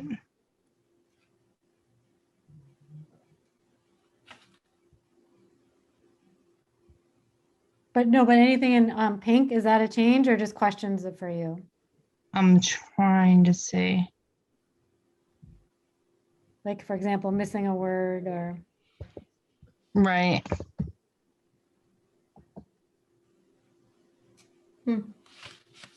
I guess that's it. For me, these were all just notes that I had. okay, but it does look like Attorney Donahue stated. Oops, the Sorry. road. Yeah, It really was missing the word stated, but. Yeah. Sorry, I just shut it. There was just missing one word stated. And that was all. If I go to the bottom. Okay, any additional, Michelle, did you have any edits or Anthony? Nothing. I did not. Okay, I just had a couple of quick things. Some of them are actually already covered, so I guess we had the same eyes are on the same wavelength. So I just had a suggestion on page, the first page where it talked about accessory dwelling units. Just putting in parentheses under next to residential A and B, just in parentheses RA and RB, just for people who read the minutes. They may be confused that means there's a, I don't, maybe this wouldn't be the case, but there's a residential A and B, like that's a one unit, but it's really RA and RB. So I just wanted, for anybody reading the minutes, I just wanted to clarify that. Oh, Does that make sense, Kathy? I think you might be on mute. All right, I'm gonna go with it makes sense. Let's see. Oh, I should just share. I don't want to spend too much time, but just quickly. So that was the RA and RB, just parentheses. Some are minor. We don't have to belabor too much, but that I thought was a good one to fix, the RA and RB. I just wanted to clarify that what I had said was that this is on page 2, that when you apply for a special permit site plan approval, you need to have the special permit process follow the same path. So it wasn't just about you need to have a special permit. That's obvious with the application. The point was this next piece of it, which I had stated, that you need to follow the same path. oh, yeah. Yep. So that just makes that clarifies a little bit. I just corrected that same thing down here later on page 2, where I said that they have to figure out a way they're not two different paths to the same special permit. So it's really just, again, making sure it's what I was saying is about the path. Again, same edit down. Ms. Martinek said she just want to make the path the same. I'm not looking to make the same like whole process permit. I want the path to be the same. Okay, same, I noted this as well. We've already corrected it with the negated Mr. Federico, that line. I didn't know what it, Millie, you actually figured out what it was. I had no idea. I said strike it, but we figured it out, so that's good. Same thing Amy pointed out, actually. I didn't think it was clear what N was or P was, so someone reading the minutes would really not know what this means. I think we just cleared this up, so that's good too. Okay, oh yes, this part. Okay, so in general, I actually made a comment here. So my preference for the minutes, and I don't know how other board members feel, is that I don't necessarily want to record things that make things look, either the applicant look negative or board members look negative. So this whole section was really about, that that Attorney Donahue was muted, and that whole instance of that, which is fine to include, but if we're going to include it, well, first of all, I guess I commented was my preference is that if we disagree, like for example, if Amy and I disagree and Amy, I say to you, well, you're stupid or something negative, I'd rather the minutes just say that Carrie and Amy disagreed on X, not like reflect something that makes, negative comments or poor comments. So I just wanted to point it out here, and I don't really care which way this goes, but I just wanted to, maybe for Melanie's benefit, that if there is something that is negative or presents in a negative light, but it's not critical to allowing people to understand how what the minutes say, then maybe we just say, what did I say here? Hold on, I can't see, this is in the way. Okay, so either summarize, the board and the applicant took time to agree on the presentation, or just remove it, or just if we want to include it, that's fine too. But I just would want to clarify that the reason why that Attorney Donahue was muted is because he had ignored repeated requests to use the time appropriately by making the presentation rather than advising the board on what constitutes a subdivision. I don't care which way we go. I just wanted to at least mention that, and it can go either way. But if we want to keep it, I would like to clarify why that was the case, not just say like I'm off willy-nilly muting people. Like a, so that was my comment there. I don't know, does the board have any thoughts on that? I know in the past we've had discussions about minutes being negative, and I just wanted, any thoughts on that in general? It's up to you either way you want to do it. Yeah, I think adding more color to the commentary makes sense, or the minutes if need be, or if just stripping out that kind of dialogue probably is fine as well. I don't know. All right, I'm happy if we just add that. I mean, I don't want to strike a whole section, and I don't know if people need this or if it reflects other things, and that's fine with me. I mean, it's not even a big deal. You know, it's just something I want to make sure that we don't, I don't like minutes that reflect negative things. So I just wanted to at least point that out. Yeah. So maybe if we can just put it into context, and that's fine. That's fine with me. Yeah, that's fine. Okay, let's see. I think I only had, that was it. That was it, actually. Nothing else from me. Okay. So no further edits to those minutes. Would somebody like to make a motion to accept the minutes as amended? Approve the minutes as amended. I make a motion to approve the January 19th minutes as amended. So moved. Second. All in favor, Kelly? Aye. Anthony? Aye. Amy? Aye. Michelle? Aye. Carries an aye. Okay, since we are a little late, do you mind if we push February to next time around to square that up? Is that okay with everybody? Good with me. Up to you. All right, just quickly, Kathy, I know we're getting late, but I just wanted to talk to the board about that DTLA grant. Do you mind speaking to that at all, or do you want me to? No, sure. One of the things that Carrie and I have talked about, and I get, you know, it's discussed a lot at the Central Mass Regional Planning Commission meetings. There's a program that which is called oh my God. Yes, DLTA. right, but it's oh my God, District Local it's Technical. basically, yeah, I was gonna say, it's basically technical assistance. I cheated, I looked at the agenda. that the Regional Planning Commission will, you know, help communities with, but you have to apply for it. And so one of the things we talked about was after the planning board meeting where the traffic presentation was made, one of the suggestions from Central Mass was the neighborhood audit, was to conduct a neighborhood audit. So that is one of the things that they could assist us with. So they would need to, well, it would be with, you know, obviously with me also, but we would need to submit an application by March 24th. So I don't think it's a super complicated application, but it's something that if everyone is in favor of, you know, we'll go forward with Sujatha, who, you know, was the one who made the presentation. She would assist us with filling out the application, and then they would assist us with actually, you know, doing the neighborhood audit. For a specific designated neighborhood area, or the Right, well, I mean, in the presentation, it was specifically talked about for Bartlett Street. Okay. Yeah. And involving the high school students and, Yeah. you know, and residents, you know, on the street, and businesses in the area. Perfect. Yeah. Yeah. Sounds good. It's a great opportunity. Okay, and so she didn't get back to you, I assume, but that's. No, just just other than, our quick email exchange with her. So I'm sure I'll hear from her tomorrow.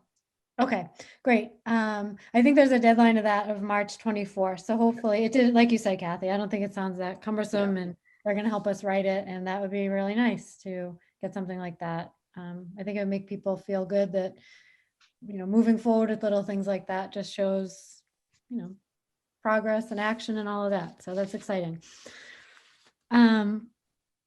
Any other things that we have to cover? A&Rs, lot releases, or bonds? No, someone did submit an A&R, but it's not, they need to do some work on it before it's ready for the board to sign. Okay, so if they have to do work on it, we're not obligated to the deadlines of an A&R. No, what I did today was just notify them that the board can't sign it the way that it's been submitted. They don't meet they're moving a lot line, or they are proposing to move a lot line. And by doing so, they lose their grandfathering, and they're in a groundwater 2 district. So they need to meet 40,000 square feet, and neither lot meets 40,000 square feet. So. Okay, all right. Okay, so it sounds like we'll look at that when it comes back around. And then it looks like for our next meeting, we have the public hearing for proposed zoning amendments. So for anyone in the public still hanging on here, that public hearing will be next in April. Format wise, Kathy, I believe in the past, what should we work with as our working document as we go through? Are you drafting? So usually, do you send us what we have for all our bylaws in a? Yes, yep. I'll put together a packet that that basically is available, will be available to anybody. But it'll be referenced in the legal hearing ad, and it'll be everything that is as it appears in the warrant right now, and then including the clarification or the addition on the non-conforming article. Okay. Great. So that public hearing will happen then. We have a public hearing for revised 399 Hudson Street, and then we have a public hearing for 425 Whitney Street. Was that all settled with the peer reviewers were able to go? It's not yet, and I can. I was gonna say I can provide you an update offline, but I mean because we don't have a solution yet, but we're working on it. As far as what's considered peer review versus what some additional information that we may need from the applicant. So I'm working with both the peer reviewer and the applicant on how that information is going to come together. Okay. I had a quick question, and it's late, so I don't know. It just had to do with the peer review too, like the original peer review, one of them, we had questions for town council. Did we ever send those to him? Yeah, those were sent like months ago, and I've since reminded him that, for the April 6th meeting. Okay. All right. Thanks. Okay. And then, obviously I'm not, I don't intend, I'm not drilling down on this application in terms of like discussing it content wise, but just formality wise. I just sent a question to you before about the application itself. I'll just quickly share what I'm looking at. For which one, Carrie? So this was just for 425. Oh, so, okay. Yeah. Yeah. So I have consistently that it's site plan review, site plan with special permit review, but here it's only listed as site plan. So I don't think this is correct. And I just want to make sure that this is just a clerical error and not. I believe that and I'll follow up on that, Carrie. I believe after you asked me that, I sent the question to the applicant, and I'm going to assume that it's somewhere in their inbox too. Okay. But I'll circle back with them on that. Okay, great. Then it looks like, that's it. We don't have no ZBA, anything with ZBA, and that's it. And annual town meeting is May 1st, 2021 at 9 a.m. Mm-mm-mm. Okay, and I have no other business unless there's anything else. For me. Okay, great. So I will entertain a motion to adjourn the meeting. So moved. Second. Good night, Seconded. everyone. Okay, all in favor? Oh, actually, you didn't vote, sorry. Oh, yeah, Kathy. Millie, Aye. Anthony, Aye. Amy, Aye. Michelle, Aye.